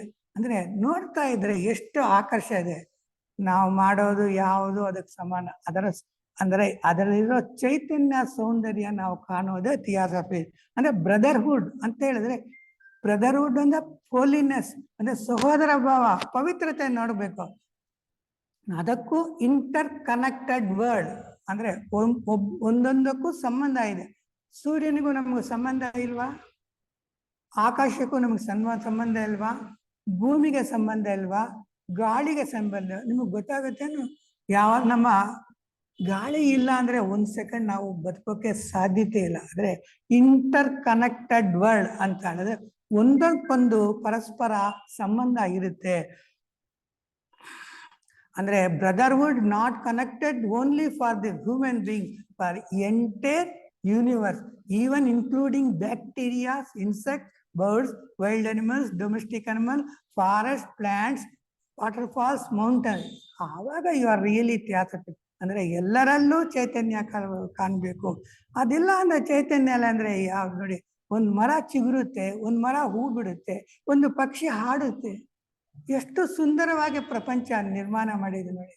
ಆ ಒಂದು ಹಕ್ಕಿ ನೋಡಿದ್ರೆ ಎಷ್ಟು ಚೆನ್ನಾಗಿ ಹಾಡುತ್ತೆ ಅಂದ್ರೆ ಎಷ್ಟು ಚೆನ್ನಾಗುತ್ತೆ. ನಮ್ಮನ್ನು ನಾವು ಮರೆಯೋದು ಅದಕ್ಕೂ ನಮಗೂ ಸಂಬಂಧ. ಅಂದ್ರೆ ಪಕ್ಷಿಗಳಿಲ್ಲ ಅಂದ್ರೆ ನಾವು ಬದುಕೋಕೆ ಸಾಧ್ಯತೆ ಇದೆಯಾ? ಪಕ್ಷಿಗಳು ಬೇಕು, ಇರುವೆಗಳು ಬೇಕು, ಎಲ್ಲ ಬೇಕು. ಅದನ್ನ you should cultivate about the universal brotherhood in all living beings. Living beings ಅಂದ್ರೆ ನಮ್ಮ ಸೊಸೈಟಿ ಪ್ರಕಾರ ನಾನ್ ಲಿವಿಂಗ್ ಬೀಯಿಂಗ್ ಅನ್ನೋದು ಯಾವುದು? ಅದನ್ನ ಇಲ್ಲಿ ಲಿವಿಂಗ್ ಬೀಯಿಂಗ್ ಅಂದ್ರೆ ಸಕಲ ಚರಾಚರ ವಸ್ತುಗಳಲ್ಲಿ ಭಗವಂತನ ಚೈತನ್ಯ ಕಾಣೋದು, ಸಹೋದರ ಭಾವನ ನೋಡು. ನಾವು ಕಲ್ಲನ್ನು ಪೂಜೆ ಮಾಡ್ತೀವಿ, ಮರವನ್ನ ಪೂಜೆ ಮಾಡ್ತೀವಿ, ಪಕ್ಷಿಗಳನ್ನ ಪೂಜೆ ಮಾಡ್ತೀವಿ, ಗರುಡನ ಪೂಜೆ ಮಾಡ್ತೀವಿ, ನವಿಲನ್ನ ಪೂಜೆ ಮಾಡ್ತೀವಿ, ಹಾವನ್ನ ಪೂಜೆ ಮಾಡ್ತೀವಿ, ಮೊಸಳೆನ ಪೂಜೆ ಅಂದ್ರೆ ಇಲ್ಲಿ ಪೂಜೆ ಮಾಡೋದು ಸಹೋದರ ಭಾವ, ಒಂದೊಂದಕ್ಕೂ ಸಂಬಂಧ ಇದೆ ಅಂತ ಹೇಳ್ತಾರೆ. The realization of the first truth, man's identity of nature with God. Man identity of nature with God. Nature ಅನ್ನೋ ಒಂದು ಪದ. ನೇಚರ್ ಅಂದ್ರೆ ಪ್ರಕೃತಿ, ಪ್ರಕೃತಿ ಭಗವಂತ ಎರಡು. ಮ್ಯಾನಿಫೆಸ್ಟೇಷನ್, ಅನ್ಮ್ಯಾನಿಫೆಸ್ಟೇಷನ್ ಅಂದ್ರೆ ಭಗವಂತ ನಾವು ನೋಡಕ್ಕಾಗಲ್ಲ. ಆ ಪ್ರಪಂಚದ ಗಿಡ ಮರಗಳು ಚೈತನ್ಯ ಎಲ್ಲ ಭಗವಂತನ ಕೊಡೆ, ಅದರಲ್ಲಿ ನೋಡಬೇಕಾಗುತ್ತೆ. In fact the consciousness subsequent realization of second truth identify the nature all around, blending with self with their self. A conscious delving in form is one. The sum of theosophy fullest deepest sense. The man who reached the self-realization God, the man who thus reached the self-realization of God. ಯಾರು ಆತ್ಮ ಸಾಕ್ಷಾತ್ಕಾರವನ್ನು ಪಡೆದಿರ್ತಾರೋ and all beings in is a theosophy. Self ಸಾಕ್ಷಾತ್ಕಾರ ಅಂದ್ರೆ ನಾವು ಭಗವಂತನ ದರ್ಶನ ಎಲ್ಲದರಲ್ಲೂ ನೋಡುವ ಚೈತನ್ಯ ಯಾರ್ತಾವಲ್ಲ ಅವನು ಥಿಯಾಸಫಿಸ್ಟ್ ಅಂತ ಹೇಳ್ತಾರೆ. Those who deliberately in such self-realization also generally called theosophy. ಅಂದರೆ ಎಲ್ಲ ಸಕಲ ಜೀವಿತರದಲ್ಲೂ ಚೈತನ್ಯ ಕಾಣೋದು, ಸಾಕ್ಷಾತ್ಕಾರವಾದ ಅವನು ಥಿಯಾಸಫಿಸ್ಟ್ ಅಂತ ಹೇಳ್ತಾರೆ. The word theosophy is further historically second meaning. It is the denotes body of truth. Body of truth ಅಂತ ಹೇಳ್ತಾರೆ. Connecting the God, man and the universe. Connecting the man, god and universe. ಅಂದ್ರೆ ಒಂದಕ್ಕೊಂದು ಸಂಬಂಧ ಇದೆ ಅಂದ್ರೆ god ಅಂದ್ರೆ ಭಗವಂತ, man ಅಂದ್ರೆ ನಾವು, ಯೂನಿವರ್ಸ್ ಅಂದ್ರೆ ವಿಶ್ವ. ಅಂದ್ರೆ ವಿಶ್ವ ಎಲ್ಲವೂ ಒಂದಕ್ಕೊಂದು ಸಂಬಂಧ ಇದೆ. And they may conveniently classified and under three heads: religion, philosophy and science. Religion, philosophy and ನಾವೇನು ಹೇಳ್ತೀವಿ ಥಿಯಾಸಫಿ ಅಂತ ಹೇಳಿದ್ರೆ ವೈಜ್ಞಾನಿಕದ ಎವಿಡೆನ್ಸ್ ಇದೆ. ಅಂದ್ರೆ ಇದರಲ್ಲಿ ನಾವು ಅಧ್ಯಯನ ಮಾಡಿದ್ರು ವಿಜ್ಞಾನ, ಮತ, ರಿಲಿಜನ್, ಈ ಮೂರನ್ನು ಅಧ್ಯಯನ. ಅಂದ್ರೆ ನಾವು ಹೇಳೋ ವಿಷಯಗಳಿಗೆಲ್ಲ ಅವರು ಸರಿಯಾದ ಇದನ್ನ ಅನುಭವ ಜ್ಞಾನವನ್ನು ಮಹಾತ್ಮರು ಕೊಡ್ತಾರೆ. The theosophical society 3 object related to theosophy. ನಮ್ಮ ಥಿಯಾಸಫಿಯಲ್ಲಿ 3 ಉದ್ದೇಶಗಳಿದೆ. The first to form nucleus of brotherhood of humanity, nucleus of the universe for humanity. ಅಂದ್ರೆ ಫಸ್ಟ್ ನಾವು ಮಾಡಬೇಕಾಗಿರೋದು ಏನು ಅಂತ ಹೇಳಿದ್ರೆ ನ್ಯೂಕ್ಲಿಯಸ್ ಅನ್ನೋ ಒಂದು ಪದ ಇದೆ. ನ್ಯೂಕ್ಲಿಯಸ್ ಅಂತ ಹೇಳಿದ್ರೆ ಇವಾಗ ಒಂದು ಗಡಿಯಾರ ಇರುತ್ತೆ, ಅದರಲ್ಲಿ ಶೆಲ್ ಇರುತ್ತೆ. ಗಡಿಯಾರ 10,000 ರೂಪಾಯಿ ಹಾಕಿದ್ರು ಶೆಲ್ ಇಲ್ದಿರ. ಅದೇ ರೀತಿ ನಮ್ಮ ದೇಹ ಕೋಟಿ ರೂಪಾಯಿ ಆದ್ರೂ ಆತ್ಮ ಇಲ್ಲದೆ ಇರೋಕೆ ಸಾಧ್ಯ. ಇದರಲ್ಲಿ first object of universal brotherhood of humanity ತುಂಬಾ ಮುಖ್ಯ. ವಿಶ್ವ ಸಹೋದರ ಭಾವ ಯಾರಿಗೆ? ಫಸ್ಟ್ ನಮ್ಮ ಮಾನವರಿಗೆ ನಾವು ಮಾಡಬೇಕು. ಇದು ಇದೆಯಾ? ಇವಾಗ ಎಷ್ಟು ಅಶಾಂತಿ ಆಗುತ್ತೆ, ಎಷ್ಟು ಗಲಭ ಆಗುತ್ತೆ, ಅಮಾಯಕರನ್ನು ಕೊಲ್ತಾ ಇದ್ದಾರೆ. ಇದೆಲ್ಲ ತಪ್ಪೇ ಅಲ್ವಾ? ಇದೆಲ್ಲ ನೋಡಿದ್ರೆ ಮನಸ್ಸಿಗೆ ಎಷ್ಟು ಇದಾಗುತ್ತೆ. ಇಲ್ಲಿ ಬಂದಿರೋದು ಸ್ವಾರ್ಥತೆ, ಅಧಿಕಾರ. ಇದರಿಂದ ನಮಗೆ ಪ್ರಪಂಚ ಅಂದ್ರೆ ಇದೆಲ್ಲ ಬಿಡಬೇಕಾದ್ರೆ ವಿಶ್ವ ಅಂದ್ರೆ ಪ್ರಪಂಚ ಎಲ್ಲ ಒಂದೇ ಅನ್ನೋ ಭಾವನೆ ಬರುವಾಗುತ್ತೆ. Without distinction. ಕೆಲವರು ಏನಂತಾರೆ ನಮ್ಮ ಸಮಾಜವರು ಮಾತ್ರ ನಾವು ನೋಡ್ಕೊಂತೀವಿ. ಅಲ್ಲ, ಕೇಳ್ತಾರೆ ಡಿಸ್ಟಿಂಕ್ಷನ್ ಆಫ್ ರೇಸ್, ಜನಾಂಗ. ಅವರು ನೀಗ್ರವರು, ಇವರು ಯುರೋಪಿಯನ್ಸು, ಇವರು ಹಿಂದೂಸು, ಕ್ರಿಶ್ಚಿಯನ್ ಇಲ್ಲ. Race, creed, sex, caste or colour, ಬಣ್ಣಗಳಾಗಲಿ ಗುಣಗಳಾಗಲಿ ಈ ತರ ಇದ್ರೆ ಮಾತ್ರ ನಾವು ಅವ್ರನ್ನ ಯೂನಿವರ್ಸಲ್ ಬ್ರದರ್ಹುಡ್ ಅಂತ ಹೇಳ್ತೀವಿ. The second, encourage the study of comparative religion. Second is to encourage ಅಂದ್ರೆ study of comparative religion, philosophy and science. Religion ಅಂದ್ರೆ ಮತ, ಫಿಲಾಸಫಿ ಅಂದ್ರೆ ತತ್ವ, ಸೈನ್ಸ್ ಅಂದ್ರೆ ವಿಜ್ಞಾನ. ಅಂದ್ರೆ ನಾವು ಕೆಲವು ಪೂಜಾ ಪುನಸ್ಕಾರಗಳು ಮಾಡ್ತೀವಿ, ಅದು ಮೂಢನಂಬಿಕೆ ಆಗಿರ್ಬೋದು, ವೈಜ್ಞಾನಿಕವಾಗಿರ್ಬೇಕು. ಅದನ್ನ ಅಧ್ಯಯನ ನಾವು ಮಾಡ್ಬೇಕಾಗತ್ತೆ. ಎಲ್ಲಾ ಮತಗಳ ನಾವು ಓದ್ಬೇಕಾಗತ್ತೆ. The third, investigate the unexplained laws of the nature. Unexplained laws of the nature ನೋಡಿ, unexplained laws of the nature ಅಂತ ಹೇಳಿದ್ರೆ ಇವಾಗ ಏನೈತೆ, ಒಂದು ಆರ್ಡರ್ ಅಂತ ಹೇಳ್ತೀವಿ. ಬೆಳಗ್ಗೆ ಆದ್ಮೇಲೆ ರಾತ್ರಿ ಆಗುತ್ತೆ, ರಾತ್ರಿ ಆದ್ಮೇಲೆ ಬೆಳಗ್ಗೆ ಆಗುತ್ತೆ. ಇದೊಂದು ಆಗುತ್ತೆ. ಮಳೆ ಬಂದ್ರೆ ನದಿಗಳು ಬರುತ್ತೆ. ಈ ರೀತಿ ಒಂದು ಆರ್ಡರ್. ಬೀಜ ಇದ್ರೆ ಗಿಡ ಆಗಿ, ಮರ ಆಗಿ, ಹುಲ್ಲ. ಇದೆಲ್ಲ ಏನಾಗುತ್ತೆ ಅಂದ್ರೆ ಕೆಲವು ಟೈಮ್ ಆಗುತ್ತೆ. ನಾವು ಎಷ್ಟೇ ಬುದ್ಧಿವಂತರ ಇರ್ಬೋದು, ಜ್ಞಾನವಂತರಿರ್ಬೋದು, ವಿಜ್ಞಾನಿಗಳಿರ್ಬೋದು, ಆದರೆ ಕೆಲವು ವಿಷಯಗಳನ್ನ ನಾವು ಅರ್ಥ ಮಾಡೋಕೆ ಸಾಧ್ಯತೆ ಇಲ್ಲ. ಪ್ರಪಂಚದಲ್ಲಿ ನಾವು ಸಾಮಾನ್ಯ ಒಂದು ಪ್ರಶ್ನೆ ಹೇಳಿದ್ರೆ, ಈ ಜೀವರಾಶಿಗಳಲ್ಲಿ ಅಂದ್ರೆ ಗಿಡಗಳಲ್ಲಿ, ಮರಗಳಲ್ಲಿ ಯಾವುದು ಶ್ರೇಷ್ಠ ಅಂತೇವಿ ನಾವು ಹೇಳ್ತೀವಿ. ಯಾವುದು ಬೆಲೆ ಜಾಸ್ತಿ ಕೊಡುತ್ತೋ ಅದು ಅಂತೀವಿ. ಶ್ರೀಗಂಧ ಮರ ಬರೆದ್ರೆ ತುಂಬಾ ದುಡ್ಡು ಬರುತ್ತೆ ಅಂತೀವಿ. ಹುಣಸೆ ಹಣ್ಣು ಬರೆದ್ರೆ ಇನ್ನೊಬ್ಬರಿಗೆ ದುಡ್ಡು. ಆದ್ರೆ ನಿಜವಾದ ಶ್ರೇಷ್ಠವಾದ ಅಂದ್ರೆ ಹುಲ್ಲು ಅಂತ ಹೇಳ್ತಾರೆ, ಗ್ರಾಸ್. ನಾವು ಅದನ್ನ ಅಬ್ಸರ್ವ್ ಮಾಡ್ತೇವೆ ನೋಡಿ. ನಾವು ಇಷ್ಟು ಕೆಮಿಸ್ಟ್ರಿಯಲ್ಲಿ, ಬಯಾಲಜಿಯಲ್ಲಿ ಇಂಪ್ರೂವ್ ಆದ್ರೂ ಹುಲ್ಲಿಂದ ಹಾಲನ್ನ ನಾವು ತಯಾರು ಮಾಡೋಕ್ಕೆ ಸಾಧ್ಯತೆ ಇದೆಯಾ? ಸಾಧ್ಯ ಇಲ್ಲ. ಅಂದ್ರೆ unexplained laws of the nature. ಆಮೇಲೆ ಒಬ್ಬೊಬ್ಬ ಲೇಟೆಂಟ್ ಅಂತ ಪವರ್ಸ್ ಅಂತಲ್ಲ, ನಿಗೂಢವಾದ ಶಕ್ತಿ ನಿಮ್ಮಲ್ಲಿದೆ. ಎಲ್ಲರಲ್ಲೂ ನಿಗೂಢವಾದ ಶಕ್ತಿ, ಆತ್ಮಶಕ್ತಿ ಇದೆ, ಕುಂಡಲಿನಿ ಶಕ್ತಿ ಇದೆ, ಪ್ರಾಣ ಶಕ್ತಿ ಇದೆ. ಇವೆಲ್ಲ ನಮ್ಮಲ್ಲಿದೆ. ಅದನ್ನ ಟ್ಯಾಪ್ ಅಂದ್ರೆ ಕೊಳಾಯಲ್ಲಿ ನೀರು ಬರುತ್ತೆ, ತಿರುಗಿಸ್ಬೇಕು. ಯಾಕೆ ನಮ್ಮಲ್ಲಿ ಆಗ್ತಾ ಇಲ್ಲ ಅನ್ನೋದನ್ನ ಯೋಚನೆ ಮಾಡಬೇಕು. ಇನ್ವೆಸ್ಟಿಗೇಟ್, ಕಾರಣ ಏನು? ಅವ್ರು ಮಾತ್ರ, ವಾಲ್ಮೀಕಿ ಮಾತ್ರ ರತ್ನಾಕರ ಒಂದು ದರೋಡೆಕಾರನಾಗಿ ಒಂದು ಪದದಿಂದ ಆದಿಕವಿಯಾಗಿ ಸಂಸ್ಕೃತದಲ್ಲಿ ರಾಮಾಯಣ ರಚನೆ ಮಾಡ್ತಾನೆ. ಆದರೆ ನಾವು ಎಷ್ಟಕ್ಕಿಂತ ರಾಮಾಯಣ ಆದ್ರೂ ವಾಲ್ಮೀಕಿ ಆಗ್ತಾ ಇದ್ದೀವ, ಬುದ್ಧರಾಗ್ತಾ ಇದ್ದೀವ, ತುಳಸಿದಾಸರಾಗ್ತಾ ಇದ್ದೀವ. ಕಾರಣ ಏನು ಅಂತ ಅದೇ ಒಬ್ಬೊಬ್ಬರಲ್ಲಿ ನಿಗೂಢವಾದ ಭಗವಂತನ ಶಕ್ತಿ, ಅಧ್ಯಾತ್ಮ ಶಕ್ತಿ ತುಂಬ ತುಳುಕಾಕತ್ತೆ. ಆದ್ರೆ ಇಲ್ಲಿ ಲೈಟ್ ಇದೆ, ಕರೆಂಟ್ ಇದೆ, ಸ್ವಿಚ್ ಹಾಕಿಲ್ಲ. ಇದಕ್ಕೆ ಕಾರಣ ಅಂದ್ರೆ ನಮ್ಮ ಮನಸ್ಸಿನ ಏಕಾಗ್ರತೆ, ಡಿಸ್ಟ್ರಾಕ್ಷನ್. ಅಂದ್ರೆ ಮನಸ್ಸಿನ ಯೋಚನೆಗಳು ಈ ಕಡೆ ಆ ಕಡೆ ಆ ಕಡೆ. ಯಾವಾಗ ಮನಸ್ಸು ಸ್ಟಿಲ್ನೆಸ್ ಆಫ್ ದಿ ಮೈಂಡ್ ಅಂತ ಹೇಳ್ತೀವಿ, ಸ್ಟಿಲ್ ಅಂದ್ರೆ ಚಲನೆ ಇಲ್ಲದ, ಯಾವಾಗ ಮನಸ್ಸು ಚಲನೆ ಇಲ್ಲದೆ ಇರುತ್ತೋ ಆವಾಗ ಮಾತ್ರ ಸಾಕ್ಷಾತ್ಕಾರ ಪಡೆಯೋಕ್ಕಾಗುತ್ತೆ. No positive thoughts, no negative thoughts, ಚಿತ್ತವೃತ್ತಿ ನಿರೋಧ.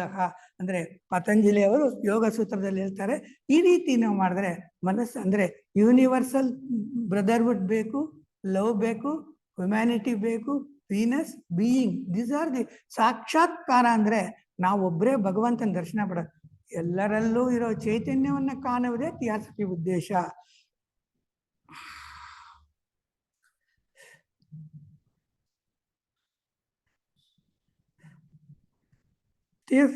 To serve human, cultivating understanding the realization of the ageless wisdom ಅಂತ ಅಂದ್ರೆ ಸನಾತನ ಧರ್ಮ. ಅಂದ್ರೆ ಇದು ಯಾವಾಗ ಪ್ರಾರಂಭ ಆಯ್ತು ಅಂತ ಯಾರಿಗೂ ಗೊತ್ತಿಲ್ಲ. ಸ್ಪಿರಿಚುವಲ್ ಟ್ರಾನ್ಸ್ಫರ್ಮೇಶನ್ ಅಂದ್ರೆ ಪರಿವರ್ತನೆ ಅಂತ ನಾವು ಹೇಳ್ತೀವಿ. ಅಂದ್ರೆ ಇಲ್ಲಿ ಆಧ್ಯಾತ್ಮಿಕದಲ್ಲಿ ಪರಿವರ್ತನೆ ಆಗ್ಬೇಕು. ಅಂಡ್ ಯೂನಿಟಿ ಆಫ್ ಲೈಫ್ ಅಂದ್ರೆ ನಾವು ಪರಿವರ್ತನೆ ಯಾವ ರೀತಿ ಆಗ್ತದೆ, ಬಾಹ್ಯದಲ್ಲಿ ಪರಿವರ್ತನೆ ಅಂತ ಅಂದ್ರೆ ವೈಭವವಾದ ಜೀವನ, ಆಧುನಿಕ ಲಕ್ಸುರಿ ಲಿವಿಂಗ್, ಇದೆಲ್ಲ ಮುಖ. ಆ ಮನಸ್ಸು ನಮ್ಮ ಭಗವಂತನ ದರ್ಶನ ಪಡಬೇಕು. ಅಂದ್ರೆ ಆತ್ಮ ವಿಷಯದಲ್ಲಿ ಪ್ರಜ್ಞೆ ವಿಕಾಸ ಮಾಡಬೇಕು. ಯೂನಿಟಿ ಆಫ್ ಆಲ್ ಲೈಫ್ ಅಂತೀವಿ. ಯೂನಿಟಿ ಅಂತ ಹೇಳಿದ್ರೆ ಎಲ್ಲ ಜೀವರಾಶಿಗಳಿರೋದು ಒಂದೇ ಒಂದು ಚೈತನ್ಯ. We now look at what is Theosophy. Let us look at the other part of subject today. ಇದುವರೆಗೂ ನಾವು ಥಿಯಾಸಫಿ ಬಗ್ಗೆ ಸ್ವಲ್ಪ ಸಂಕ್ಷಿಪ್ತವಾಗಿ ವಿಷಯಗಳು ತಗೊಂಡು, ನಾವು ಈಗ ಎಕಾಲಜಿ ಅನ್ನೋ ಪದನ ನಾವು ತಗೊಂತೀನಿ. ಅಂದ್ರೆ ಮೊದಲ ಕಾಲದಲ್ಲಿ ನಾವು ಓದ್ತಾ ಇರೋವಾಗ ಯಾವುದೇ ಇಂಗ್ಲಿಷ್ ಪದಕ್ಕೆ ಬೇಕು ಅಂತ ಹೇಳಿದ್ರೆ DKB ಡಿಕ್ಷನರಿಯಲ್ಲಿ ಅರ್ಥ ನೋಡ್ತಾ ಇದ್ವಿ. ಆದರೆ ಈಗ ತುಂಬಾ ಮುಂದುವರೆದು ಎಲ್ಲಾನು ಯೂಟ್ಯೂಬ್ ಅಲ್ಲಿ ಅದರಲ್ಲಿ ನೋಡ್ಕೊಂತಾರೆ. ಅದರಿಂದ ಆಕ್ಸ್ಫರ್ಡ್ ಡಿಕ್ಷನರಿ ಅನ್ನೋದು ಒಂದು ಬೆಸ್ಟ್ ಡಿಕ್ಷನರಿ. Defines ecology. ಅಂದ್ರೆ ಎಕಾಲಜಿ ಅನ್ನೋದು ಆಕ್ಸ್ಫರ್ಡ್ ಡಿಕ್ಷನರಿ ಏನಿದೆ, study of relation of organism, plants, animal and human being. ಏನಂದ್ರೆ ಎಕಾಲಜಿ ಅಂದ್ರೆ ಸಂಬಂಧಗಳು ಯಾವುದಕ್ಕೆ, organism, plants, animals and human being. Organism ಅಂದ್ರೆ ಲಿವಿಂಗ್ ಥಿಂಗ್ಸು, ಇವು ಕ್ರಿಮಿ ಕೀಟಗಳು, ಇವರ ಸಂಬಂಧ, ಗಿಡಗಳ ಸಂಬಂಧ, ಅನಿಮಲ್ ಪ್ರಾಣಿಗಳು, ಹ್ಯೂಮನ್ ಅಂದ್ರೆ ಒಂದೊಂದು ಕ್ರಿಮಿ ಕೀಟಕ್ಕೂ, ಪಕ್ಷಿಗಳಿಗೂ, ಪ್ರಾಣಿಗಳಿಗೂ ನಮಗೂ ಸಂಬಂಧ ಇದೆ. ಅದನ್ನ ಎಕಾಲಜಿ ಅಂತ ಹೇಳ್ತೀವಿ. All living creatures to each other, their environment, especially as shown by natural cycle, rhythms and interaction between the different kind organism. ನೋಡಿ, ಇದುವರೆಗೂ ಏನಾಗುತ್ತೆ ಅಂದ್ರೆ ಒಂದು ಕ್ರಮಬದ್ಧತೆ, ರಿದಮ್ ಅಂತ ಪದ ಹೇಳ್ತೀವಿ. ನೋಡಿ ಏನಾಗುತ್ತೆ ಅಂದ್ರೆ ಬಟರ್ಫ್ಲೈ ಅಂತೀವಿ, ಚಿಟ್ಟೆಗಳು ಅಂತ ಹೇಳ್ತೀವಿ, ಸಿಲ್ಕ್ ವರ್ಮ್ ಅಂತೀವಿ, ಇವೆಲ್ಲ ಇದೆ, ಕ್ರಮಬದ್ಧತೆಯಿಂದ ಹೋಗುತ್ತೆ. ನೋಡಿ ಪ್ರಾಣಿಗಳು ವೈಲ್ಡ್ ಅನಿಮಲ್ಸ್ ಅಂತೀವಿ, ಬೇಟೆ ಆಡುತ್ತೆ, ಹಸಿವಿದ್ದಾಗ ಮಾತ್ರ ಬೇಟೆ ಆಗುತ್ತೆ, ಸುಮ್ಮನೆ ಬೇಟೆ ಆಡ ಎಲ್ಲ ಅವಕ್ಕೆ ಹಿಂಸೆ ಮಾಡಿದ್ರೆ. ಆದರೆ ಮನುಷ್ಯ ಸಂತೋಷಕ್ಕಾಗಿ, ಆನಂದಕ್ಕಾಗಿ ಈ ತರ ಮಾಡೋದು, ಅವಾಗ ಏನಾಗುತ್ತೆ, ಇಂಬ್ಯಾಲೆನ್ಸ್ ಅಂತ ಹೇಳ್ತಾರೆ. The world always takes your mind to the environment and moment we took environment are invariably impending ecological disaster. Disaster ಅಂತ ಹೇಳಿದ್ರೆ ಇವಾಗ ಏನಾಗುತ್ತೆ ಅಂದ್ರೆ, ಮೊನ್ನೆ ಏನಾಗುತ್ತೆ ಅಂದ್ರೆ ಪ್ರವಾಹಗಳು ಬರುತ್ತೆ. ಇವಾಗ ಮೊನ್ನೆ ಚೆನ್ನೈಯಲ್ಲಿ ಪ್ರವಾಹ ಆಯಿತು, ಅಡಿಯಾರಲ್ಲಿ ನದಿಯಲ್ಲಿ ನೀರು ಬಂತು. ಇಷ್ಟು ವರ್ಷಕ್ಕೆ ಅಡಿಯಾರಲ್ಲಿ ನದಿಯಲ್ಲಿ ನೀರೇ ನೋಡಿಲ್ಲ ಅಂತ ಪೇಪರಲ್ಲಿ ಬಂದಿದೆ. ಅಡಿಯಾರ್ ರಿವರ್ ಎಲ್ಲ ಮೋರಿ ನೀರಾಗ್ಬಿಟ್ಟಿತ್ತು, ಮೊನ್ನೆ ಪ್ರವಾಹ ಬಂತು. ಕಾರಣ ಏನು? ಇದೇ ರೀತಿ ತಲಕಾವೇರಿಯಲ್ಲಿ ಆಗುತ್ತೆ, ಎಲ್ಲದಕ್ಕೂ ಆಗುತ್ತೆ. ನಾವೇನ್ ಮಾಡಿ ಗಣಿಗಾರಿಕೆ ಅಂತೀವಿ, ಅಂದ್ರೆ ಕಲ್ಲುಗಳು ನೋಡಿಯೋದು, ಇದೆಲ್ಲ ಮಾಡಬಾರ್ದು. ಆರ್ಟಿಫಿಷಿಯಲ್ ಡ್ಯಾಮ್ಸ್ ಕಟ್ಟೋದು, ಪ್ರಕೃತಿ ಎಗೇನೆಸ್ಟ್ ಆಗಿ ನಾವು ಇದನ್ನು, ಅದಕ್ಕೆ ಕಾರಣ ಮಾನವ ಅಂತ ಹೇಳ್ತೇನೆ. ಅಂದರೆ ನಮ್ಮ ಅದರ ಸಂಬಂಧಗಳನ್ನ ನಾವು ಮರಿತಾ ಇದ್ದೇವೆ. that humanity is created in our planet. Humanity is created in our planet. ಅಂದ್ರೆ ಈ ತರ ಎಲ್ಲ ಮಾಡೋದು ನಮ್ಮ ಭೂಗ್ರಹದಲ್ಲಿ ಮಾತ್ರ. ಮಾನವ ಬೇರೆ ಗ್ರಹದಲ್ಲೂ ಇದೇ ರೀತಿ ಮಾಡ್ತಾ ಇದ್ದಾನೆ. Most of us our this and have started what can reduce the damage. ನೋಡಿ, ಈ ತರ ಆಗ್ಬಾರ್ದಕ್ಕಾದ್ರೆ ಕೆಲವರು ಮಾತ್ರ ಚಿಂತನೆ ಮಾಡ್ತಾ ಇದ್ದಾರೆ. ಅವ್ರ ಈಶಾ ಫೌಂಡೇಶನ್ ಅವರು ಎಷ್ಟೋ ಜಾಗದಲ್ಲಿ ಒಂದೊಂದು ಮರ ನಡೀತಾ ಇದ್ದಾರೆ. ಅದರಿಂದ ಪರಿವರ್ತನೆ ಆಗತ್ತೆ, ಎಕಾಲಜಿ ಸಿಸ್ಟಮ್ ಸರಿಯಾಗಿರುತ್ತೆ. The young generation is very much aware of doing by mitigate the damage. The Theosophy would more interested in definition Merriam-Webster dictionary, which defines Merriam-Webster dictionary ecology ಬಗ್ಗೆ ಏನಂತೆ as a branch of science ಅಂತ ಹೇಳಿದ್ರೆ, ಅಂದ್ರೆ ವಿಜ್ಞಾನದ ಒಂದು ಭಾಗ. ವಿಜ್ಞಾನದಲ್ಲಿ physics, botany, physics, chemistry, ಎಷ್ಟೋ ಈ ತರ ಮ್ಯಾಥಮೆಟಿಕ್ಸ್ ಎಲ್ಲ ಅದೇ ರೀತಿ ecology branch of science that focus ಅಂದ್ರೆ ಯಾವ್ದ್ರ ಮೇಲೆ ಕೇಂದ್ರ ಆಗುತ್ತೆ, interrelations of organism and their environment by natural cycle. Natural inter ಅಂದ್ರೆ ಒಂದೊಂದು ಪಕ್ಷಿಗೂ ಪ್ರಾಣಿಗಳಿಗೂ ಸಂಬಂಧ ಇದೆ ಅಂಡ್ ದೇರ್ ಎನ್ವೈರನ್ಮೆಂಟ್, ಅದು ಹವಾಗುಣದ ಮೇಲೆ ಇದಾಗುತ್ತೆ. ಏನಾಗುತ್ತೆ ಅಂತ ಹೇಳಿದ್ರೆ, ಒಂದ್ ಕಾಲದಲ್ಲಿ ಏನಾಗುತ್ತೆ ಅಂದ್ರೆ ಕಪ್ಪಗಳನ್ನೆಲ್ಲ ತಿನ್ನೋಕ್ ಇವಾಗ್ಲೂ ಕೆಲವರು ತಿಂತಾರೆ. ಕಪ್ಪಗಳು ಸಾಯಿಸೋದ್ರಿಂದ ಏನಾಯ್ತು ಅಂದ್ರೆ ಇನ್ಸೆಕ್ಟ್ಸ್ ಅಂದ್ರೆ ಕೀಟಗಳು ಜಾಸ್ತಿ ಆಗಿ ಅಗ್ರಿಕಲ್ಚರ್ ಕ್ರಾಪ್ ಇದಾಗುತ್ತೆ. ಅದರಿಂದ ಇಂಬ್ಯಾಲೆನ್ಸ್ ಆಗುತ್ತೆ. ಆವಾಗ ಏನಾಗುತ್ತೆ, ಉತ್ಪಾದನೆಗಳ. ಅದೇ ರೀತಿ ಪೆಸ್ಟಿಸೈಡ್ಸ್ ಅಂತ ಹೇಳ್ತೀವಿ, ಅಂದ್ರೆ ಇದು ಪೆಸ್ಟ್ ಅಂತ ಹೇಳಿದ್ರೆ ಕೀಟಗಳಿಂದ ಗಿಡಗಳಿಗೆ ತೊಂದರೆ ಆಗುತ್ತೆ, ಅದಕ್ಕೆ ಕ್ರಿಮಿನಾಶಕಗಳು ಯೂಸ್ ಮಾಡಿ. ಅದರಿಂದ ಏನಾಗುತ್ತೆ, ಮನುಷ್ಯನಿಗೂ ಆಗುತ್ತೆ. ಇವಾಗ ಏನಾಗುತ್ತೆ ಅಂತ ಹೇಳಿದ್ರೆ ಸಿಲ್ಕ್ ವರ್ಮ್ ಅಂತ ಹೇಳ್ತೀವಿ. ಸಿಲ್ಕ್ ವರ್ಮ್ ಅಂತ ಹೇಳಿದ್ರೆ ರೇಷ್ಮೆ ಹುಳದಿಂದ ರೇಷ್ಮೆ ಈಲ್ಡಿಂಗ್ ಇವಾಗ ಕಮ್ಮಿ ಆಗಿದೆ ಅಂತ ಬಂದಿದೆ. ಯಾಕೆ ಅಂತ ಕೇಳಿದ್ರೆ ಅವರು ಪೆಸ್ಟಿಸೈಡ್ಸ್ ಅಂದ್ರೆ ಕ್ರಿಮಿಕೀಟಗಳನ್ನ ಜಾಸ್ತಿ ಉಪಯೋಗ. ಅಂದ್ರೆ ಇಲ್ಲಿ ಇದೆ ರಿಲೇಷನ್ಸ್ ಆಫ್ ಇಂಟರ್ ಡಿಪೆಂಡೆನ್ಸ್ ಅಂತ ನಾವು ಹೇಳ್ತೀವಿ. ಅದರಿಂದ ನಾವು ಪ್ರಕೃತಿ ಸಂಬಂಧಗಳನ್ನ ನಾವು ಸರಿಯಾಗಿ ಇಟ್ಕೋಬೇಕು.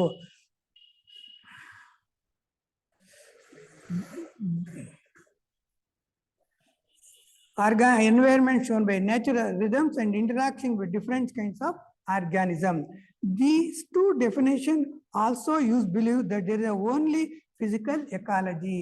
ಫಿಸಿಕಲ್ ಎಕಾಲಜಿ ಅಂತ ಹೇಳಿದ್ರೆ, ಇದುವರೆಗೂ ನಾವು ಎಕಾಲಜಿಯಲ್ಲಿ ಏನ್ ನೋಡ್ತೀವಿ ಅಂತ ಹೇಳಿದ್ರೆ, ಫಿಸಿಕಲ್ ಅಂದ್ರೆ ಬಾಹ್ಯದಲ್ಲಿ ಮಾಡಿರೋ ಎನ್ವೈರ್ಮೆಂಟ್ ಸಂಬಂಧಗಳು ಮಾತ್ರ ನೋಡ್ತೀವಿ. ಇವೆಲ್ಲ ನೋಡಿದ್ರೆ ಇದಕ್ಕೆಲ್ಲ ಕಾರಣ ಏನು ಅಂತ ನಾವು ಯೋಚನೆ ಮಾಡಬೇಕು ಅಂತ ಹೇಳಿದ್ರೆ, ಮನೆಯೇವ ಕಾರಣ ಬಂಧ ಮೋಕ್ಷಾಯ ಅಂತ ಹೇಳ್ತೀವಿ. ಅಂದ್ರೆ ಈ ಮನಸ್ಸು ಅನ್ನೋದ್ರಿಂದ ನಮಗೆ ಈ ರೀತಿ ಪ್ರಾಬ್ಲಮ್. ಅಂದ್ರೆ ಅವ್ರು ಏನ್ ಹೇಳ್ತಾರೆ, ಇದನ್ನ ನಾವು ಬಾಹ್ಯ physical which we can see but also hidden or unseen ecology ಅಂದ್ರೆ ಇನ್ನೊಂದು ಎಕಾಲಜಿ ಇದೆ, ನಮಗೆ ಗೊತ್ತಾಗ್ತಾ ಇಲ್ಲ. ಅನ್ಸೀನ್ ಅಂದ್ರೆ ಕಣ್ಣಕ್ಕೆ ಕಾಣೋದಿಲ್ಲ. Which may cause esoteric ecology. Esoteric ಆಧ್ಯಾತ್ಮ ಅಂತೇಳಿ, ಗುಪ್ತ ವಿದ್ಯಾ ಅಂತೀವಿ, ಬ್ರಹ್ಮ ವಿದ್ಯಾ ಅಂತೀವಿ. ಅದು ಕೊರತೆ ಇದೆ. It relates simply to gather information about physical ecology. It relatively simple to gather information of physicology, but it not learn about the hidden components of the esoteric ecology. Esoteric ಅಂದ್ರೆ ಅಧ್ಯಾತ್ಮ ವಿಷಯ, ಗುಪ್ತ ವಿದ್ಯಾ ಅಂತೀವಿ. ಇದರ ಬಗ್ಗೆ ನಾವು ಅಂದ್ರೆ ಇವಾಗ ಏನಾಗುತ್ತೆ, ನಮ್ಮ ಅಧ್ಯಾತ್ಮದ ಪ್ರಕಾರ ಎಲ್ಲದಕ್ಕೂ ಕಾರಣ ಇಗ್ನೋರೆನ್ಸ್, ಅಜ್ಞಾನ ಅಂತೀವಿ. ಆಮೇಲೆ ಶಾಶ್ವತ ಯಾವುದು, ಅಶಾಶ್ವತವಾದುದು ಅಂತ ತಲ್ಪದ ರಿಯಲ್ ಅಂಡ್ ಅನ್ರಿಯಲ್ ಅಂತ ಹೇಳ್ತೀವಿ. These component involve relation other environment imperceptibly. ಅಂದ್ರೆ ಅಂತರ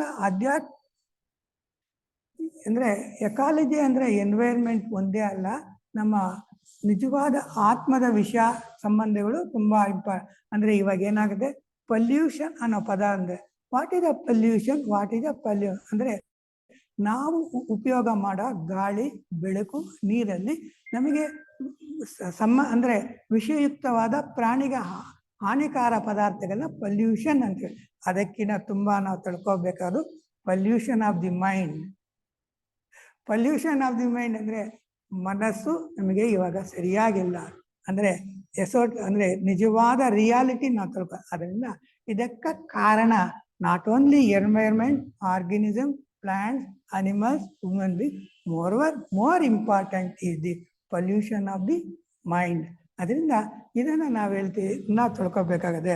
ಅದಕ್ಕೆ ನಾವು ಎಸೋಟ್ರಿಕ್ ಎಕಾಲಜಿ ಅಂತೀವಿ. ಅಂದ್ರೆ ಬದಲಾವಣೆ ಆಗ್ಬೇಕಾದ್ರೆ ಮನಸ್ಸಿಂದ ಮನಸ್ಸು ಬದಲಾವಣೆಗ ಅಜ್ಞಾನದಿಂದ ಜ್ಞಾನವನ್ನು ಪಡಬೇಕು, ವಿಜ್ಞಾನ ಪಡಿಬೇಕು, ಗುಪ್ತ ವಿದ್ಯೆ ಅಭ್ಯಾಸ ಮಾಡಬೇಕು. ಆ ರೀತಿ ಮಾಡಿದ್ರೆ ಪ್ರಪಂಚ ಸಂತೋಷವಾಗಿ ಆನಂದವಾಗಿರುತ್ತಾರೆ.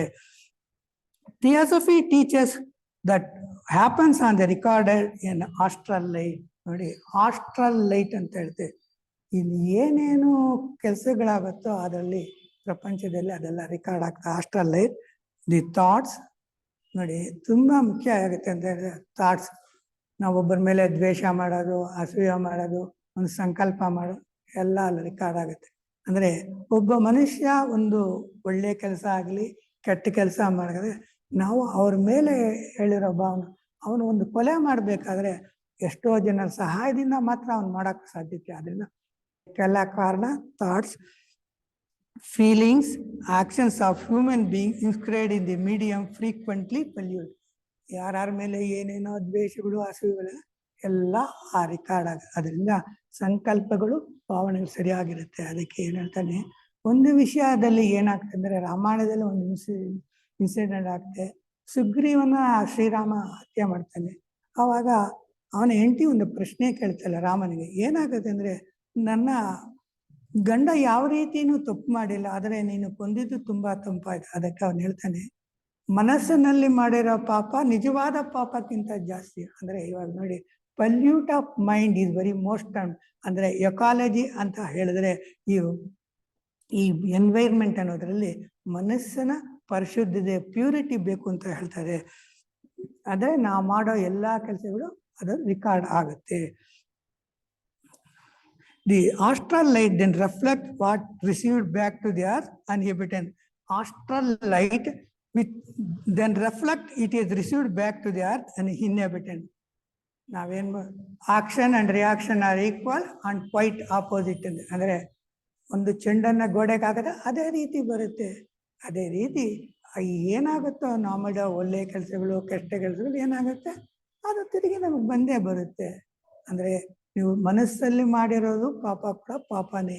ಯೋಚನೆಗಳು, ಭಾವನೆಗಳು ಎಲ್ಲ ತುಂಬಾ ಅಂದರೆ ಕಾಲೇಜಿನಲ್ಲಿ ನಾವು ತುಂಬಾ ವಾಕ್ಯವಾಗೋದು ಪೊಲ್ಯೂಷನ್ ಆಫ್ ದಿ ಮೈಂಡ್ ಅಂತ ಹೇಳ್ತೀವಿ. Writing about the astral light, we mentioned that gives nothing but what it has received. Gives nothing but what has received. ನೀನು ಏನ್ ಕೊಟ್ಟಿದೀಯ ಅದು ಕೊಡ್ತೀಯಪ್ಪ ಅಂತ ಅವ್ರು ಹೇಳ್ತಾರೆ. ಬೇವಿನ ಬೀಜ ಹಾಕಿದ್ರೆ ಬೇವಿನ ಮರ ಬರುತ್ತೆ. ಅದಕ್ಕೆ ಭಗವಂತ ತಪ್ಪಾಗುತ್ತಾ? ಅಂದ್ರೆ ಮಾಡಿದ್ದನ್ನು ಮಾರಾಯ ಅಂತ ಹೇಳ್ತಾರೆ.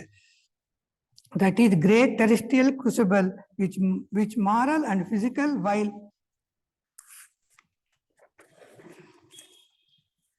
emanation of the earth which astral light fed and converted into subtlest essence and radiated back, intensified and became moral, psychic and physical evil. ನೀವು ಏನಾಗುತ್ತೆ, ಒಂದು ಭತ್ತದ ಬೀಜ ಹಾಕಿದ್ರೆ 1 kg ಭತ್ತ ಬರುತ್ತೆ.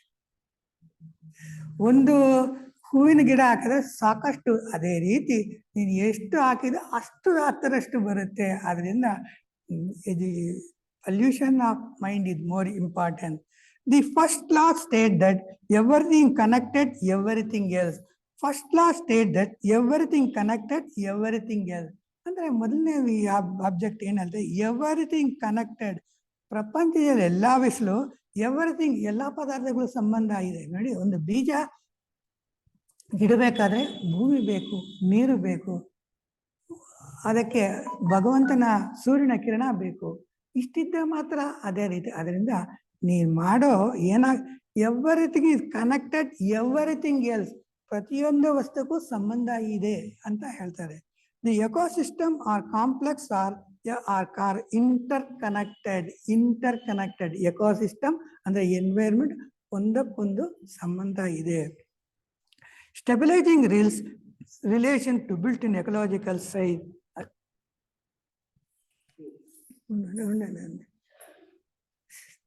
ಆಯ್ತಾ ఉండలేదు.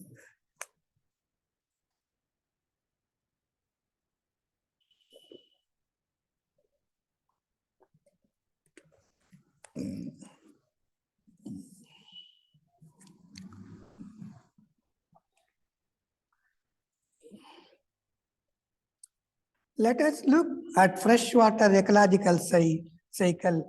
ಇವಾಗ ವಾಟರ್ ಸೈಕಲ್ ಅಂತ ಒಂದು ಪಾಠ ಇದೆ. ಅಂದ್ರೆ ಸೈಕಲ್ ಅಂದ್ರೆ ಎಲ್ಲಿಂದ ಬಂದು ತಿರುಗಿ ಅಲ್ಲೇ ಸೇರೋಗಾಗುತ್ತೆ. ಇವಾಗ ವಾಟರ್ ಸೈಕಲ್ ಅನ್ನ ಪಾಠ ಮಾಡ್ತೀವಿ. ಇವಾಗ ಏನಾಗುತ್ತೆ, ಸಾಮಾನ್ಯ ಮಕ್ಕಳು ಕೇಳಿದ್ರೆ ನೀರು ಎಲ್ಲಿಂದ ಬರುತ್ತಪ್ಪ ಅಂದ್ರೆ ಟಾಪ್ ಇಂದ ಬರುತ್ತೆ ಅಂತ ಹೇಳ್ತಾರೆ. ಅಂದ್ರೆ ಇಲ್ಲಿ ಏನಾಗುತ್ತೆ ಅಂದ್ರೆ ನಿಜವಾಗ್ಲೂ ನೀರು ಬರೋದು ಮಳೆಯಿಂದ. ಮಳೆ ಎಲ್ಲಿಂದ ಬರುತ್ತೆ? ಸಮುದ್ರದಿಂದ. ಈ ತರ ಸಮುದ್ರ, ಮಳೆ, ಜರಿಗಳು, ನದಿಗಳು, ಜಲಪಾತಗಳು, ಸಾಗರ ಸೇರುತ್ತೆ. ಅದೇ ರೀತಿ ಅವಾಗ everything the ecosystem inter connected, stabilising relation with ecological cycle. Let us look fresh water ecological system, algae, fish, organic waste, nutrients. ಇವಾಗ ಏನಾಗ್ತದಂದ್ರೆ ಭಗವಂತ ಯಾವ ತರ ಮಾಡ್ತಾ ಇದ್ದಾನೆ ಅಂದ್ರೆ ಬ್ಯಾಲೆನ್ಸ್ ಅಂತ ಹೇಳ್ತಾರೆ. ನೋಡಿ, ಇಷ್ಟವರೆಗೂ ನಮಗೆ ತಿಳಿದ ಮಟ್ಟಿಗೆ ಸಮುದ್ರದ ನೀರು ಮೊದಲೆಷ್ಟಿತ್ತೋ ಇವಾಗ್ಲೂ ಅಷ್ಟೇ ಇದೆ ಅಂತ ನನ್ನ ಭಾವನೆ ಇದೆ. ಇದೆಲ್ಲ ಯಾರು ಮಾಡ್ತಾ ಇರೋದು? ಮನುಷ್ಯರಲ್ಲ. ಒಂದು ಆರ್ಡರ್ ಆಗೋಗುತ್ತೆ, ಅದು ಭಗವಂತ ಅದನ್ನ ಮಾಡ್ತಾನೆ. ಅದನ್ನು ನಾವು ತೊಂದರೆ ಮಾಡೋದ್ರಿಂದ ನಮ್ಗೆ ಈ ತರ ಆಗುತ್ತೆ ಅನ್ನತ್ತೆ. Fresh water ecological system, algae, fish, organic waste and nutrient. ಇವಾಗ ಆಲ್ಗೆ ಅನ್ನೋ ಒಂದು ಪದ ಬರುತ್ತೆ, ಫಿಶ್ ಅನ್ನೋದನ್ನ ಬರುತ್ತೆ, ಆರ್ಗಾನಿಕ್ ಅಂತ ಬರುತ್ತೆ, ನ್ಯೂಟ್ರಿಯೆಂಟ್ಸ್ ಅಂತ ಬರುತ್ತೆ. ಆಲ್ಗೆ ಅಂತ ಹೇಳಿದ್ರೆ ನಾವು ಕನ್ನಡದಲ್ಲಿ ಪಾಚಿ ಅಂತೀವಿ. ಇವಾಗ ಕೆಲವು ಜಾಗದಲ್ಲಿ ಏನಾಗುತ್ತೆ ಅಂದ್ರೆ ಬಾವಿಗಳಲ್ಲಿ ಗೋಡೆ ಮೇಲೆ ಒಂದು ಹಸಿರು ಕಲರ್ ಆಗಿ ಬರುತ್ತೆ, ಅದರಲ್ಲಿ ಗ್ರೀನ್ ಕಲರ್ ಇರುತ್ತೆ, ಬ್ರೌನ್ ಕಲರ್ ಇರುತ್ತೆ. ಏನಾಗುತ್ತೆ ಅಂದ್ರೆ ಈ ಕೆರೆಗಳಲ್ಲಿ ನೀರು ಉಪಯೋಗ ಮಾಡದೆ ಇರೋವಾಗ ಪಾಚಿ ಅನ್ನೋದು ಅಲ್ಲಿ ಸ್ಪ್ರೆಡ್ ಆಗುತ್ತೆ ಹಳೆ ಬಾವಿಗಳಲ್ಲಿ. ಅದು ಆಟೋಮೆಟಿಕ್ ಆಗುತ್ತೆ. ಅದರಿಂದ ಏನಾಗುತ್ತೆ, ಈ ಫಿಶ್ ಅಂದ್ರೆ ಮೀನುಗಳು ಅದು ಒಳ್ಳೆ ಆಹಾರ. ಅದು ಆಹಾರ ತಿನ್ನೋದ್ರಿಂದ ಅದು ಜೀರ್ಣ ಆದ್ಮೇಲೆ ಬರೋ ವೇಸ್ಟು ನ್ಯೂಟ್ರಿಯೆಂಟ್ ಅಂದ್ರೆ ಗಿಡ ಮರಗಳಿಗೆ ಪೋಷಕ ಸಿಗುತ್ತೆ. ನೋಡಿ, ಭಗವಂತ ಯಾವ ರೀತಿ ಎಕೋಸಿಸ್ಟಮ್ ಅನ್ನ ಅಂದ್ರೆ ನಾವು ಏನ ಮಾಡ್ತೀವಿ ಅಂದ್ರೆ ಒಂದು ಸೃಷ್ಟಿ, ಸ್ಥಿತಿ, ಲಯ ಅಂತ ಹೇಳ್ತೀವಿ. ಭಗವಂತನಿಗೂ 3 ಕೆಪಾಸಿಟೀಸ್ ಇದೆ. ಮನುಷ್ಯ ಈ ಕ್ಯಾನ್ ಕ್ರಿಯೇಟ್ ಅಂಡ್ ಡಿಸ್ಟ್ರಾಯ್. ಅಂದ್ರೆ ಇವಾಗ ಏನಾಗುತ್ತೆ ಅಂತ ಹೇಳಿದ್ರೆ ಭಗವಂತನ ಸೃಷ್ಟಿಯಲ್ಲಿ ಎಲ್ಲಾನು ಒಂದು ಸ್ಥಿತಿಗೆ ಲಯ ಆಗುತ್ತೆ. ಮಾನವ ಮಾಡಿರೋದು ಟಿವಿಗಳು, ಲ್ಯಾಪ್ಟಾಪ್ಗಳು, ಫೋನ್ಗಳು ಅಲ್ಲಲ್ಲಿ ಬಿದ್ದಿದೆ, plastic. V created all these thing. ನಾವು ಏನು ಅಂದ್ರೆ ಭಗವಂತನ ಜ್ಞಾನ. ಎಕಲಾಜಿಕಲ್ ಸಿಸ್ಟಮ್ ಅಂದ್ರೆ ಒಂದು ಎನ್ವೈರ್ಮೆಂಟ್ ಅಲ್ಲಿ ಒಂಥರ ಆರ್ಡರ್ ಇರುತ್ತೆ. ನೋಡಿ, ಆಲ್ಗೆ ಕ್ರಿಯೇಟ್ ಆದ್ಮೇಲೆ ಅದು ಮೀನಿನ ಆಹಾರ ಆಗಿ, ಮೀನು ಜೀರ್ಣ ಆದ್ಮೇಲೆ ಅದು ವೇಸ್ಟ್ ಪ್ರಾಡಕ್ಟ್, ನ್ಯೂಟ್ರಿಯೆಂಟ್, ಅದು ಔಷಧಿಯಲ್ಲಿ ಉಪಯೋಗ ಮಾಡ್ತಾರೆ, ಫುಡ್ ಪ್ರಿಪರೇಷನ್ ಅಲ್ಲಿ ಮಾಡ್ತಾರೆ ಆಲ್ಗೆ ಅನ್ನೋದನ್ನ. Suppose that due to unusually warm water where there is a rapid growth of algae, the limited supply for the inorganic nutrients of the sector 2 cycle and nutrients out of the balance, but excess of increases with the fish can feed them. ಯಾವಾಗ algae production ಜಾಸ್ತಿ ಆಗುತ್ತೆ ಅದು ಮೀನು ಜಾಸ್ತಿ ತಿನ್ನುತ್ತೆ. This reduces algae population, reduces algae ಅಂದ್ರೆ algae ಇದನ್ನ ಸಂತತಿ ಮೀನು ತಿನ್ನೋದ್ರಿಂದ ಕಮ್ಮಿ ಆಗುತ್ತೆ. ಯಾವುದೇ ಅತಿವೃಷ್ಟಿ ಆದ್ರೂ ತೊಂದರೆ ಆಗುತ್ತೆ, ಆದ್ರೆ ಆಲ್ಗೆ ಅದನ್ನ ಮೀನಿಗೆ ಆಹಾರವಾಗಿ ಅದು ನ್ಯೂಟ್ರಿಯೆಂಟ್ಸ್ ಆಗುತ್ತೆ. increases fish weight product, which increases level of nutrients and waste decay. Level of nutrients in waste decay. The level of algae and nutrients tend to return the original balanced position. ಮೊದಲು ಯಾವ ರೀತಿ ಇತ್ತೋ ಅದೇ ರೀತಿಗೆ ಬರುತ್ತೆ. an ecosystem can spices undergo significant transformation without collapsing due to the self-compensating property, but overstay can lead to dramatic collapse. The ecological system of amplifiers, so the small disturbance may have a large, distant, long delayed effect. This seen unprecedented storm, heat, snow, and many places. ಅಂದರೆ ಭಗವಂತ algae ಅನ್ನೋ substance create ಮಾಡೋದ್ರಿಂದ ಅದು ಮೀನಿನ ಆಹಾರ, ಅದು nutrient ಆಗಿ ಗಿಡ ಮರಗಳಿಗೂ ಔಷಧಿಗಳಲ್ಲೂ ಆಹಾರಕ್ಕೆ ಉಪಯೋಗ, ಅಂದರೆ ಬ್ಯಾಲೆನ್ಸ್ ಮಾಡ್ತಾರೆ. The second law of ecology system, everything moves some way. It is relate that law of thermodynamics, energy or created or not destroyed. ಇನ್ನೊಂದು ಸೆಕೆಂಡ್ ಲಾ ಏನಾಗುತ್ತೆ, matter cannot be created not destroyed ಅಂತ ಹೇಳ್ತೀವಿ. ಇದು thermodynamics ಅನ್ನೋ ಇದರಲ್ಲಿ ಬರುತ್ತೆ. ಅಂದರೆ ಯಾವುದೇ ವಸ್ತುನು ನಾವು ನಾಶನ ಮಾಡೋಕ್ಕಾಗೋದಿಲ್ಲ. ಇವಾಗ ಒಂದು ಮರ ಇರುತ್ತೆ, ಅದು ಬೆಂಕಿ ಹಾಕಿದ್ರೆ ಉರಿದು ಬಿಟ್ಟು ಏನಾಗುತ್ತೆ ಅಂದರೆ ಆ ಬೂದಿ ಆಗುತ್ತೆ, ಶಕ್ತಿ ಆಗುತ್ತೆ. ಅಂದರೆ ಯಾವುದೂ ವಸ್ತು ಯಾವುದನ್ನು ನಾವು ಮಾಡೋಕ್ಕಾಗೋದಿಲ್ಲ. ಇವಾಗ ನೀರಿದೆ, ನೀರನ್ನು ಕೂಲ್ ಮಾಡಿದ್ರೆ ಐಸ್ ಆಗುತ್ತೆ, ನೀರನ್ನು ಹೀಟ್ ಮಾಡಿದ್ರೆ ಸ್ಟೀಮ್ ಆಗುತ್ತೆ. ರಿವರ್ಸ್ ಬಟ್ಟೆಯಲ್ಲಿ ತಿರುಗಿ ನೀರು. ಅಂದರೆ ಯಾವುದೇ ವಸ್ತು ನಾವು ನಾಶನ ಪಡೋಕ್ಕಾಗೋದಿಲ್ಲ. The second law of ecology said that everything must go some way. It restates of the thermodynamics that energy or matter created not destroyed, only altered form. Only altered form. What excreted by one organism, waste taken by another food.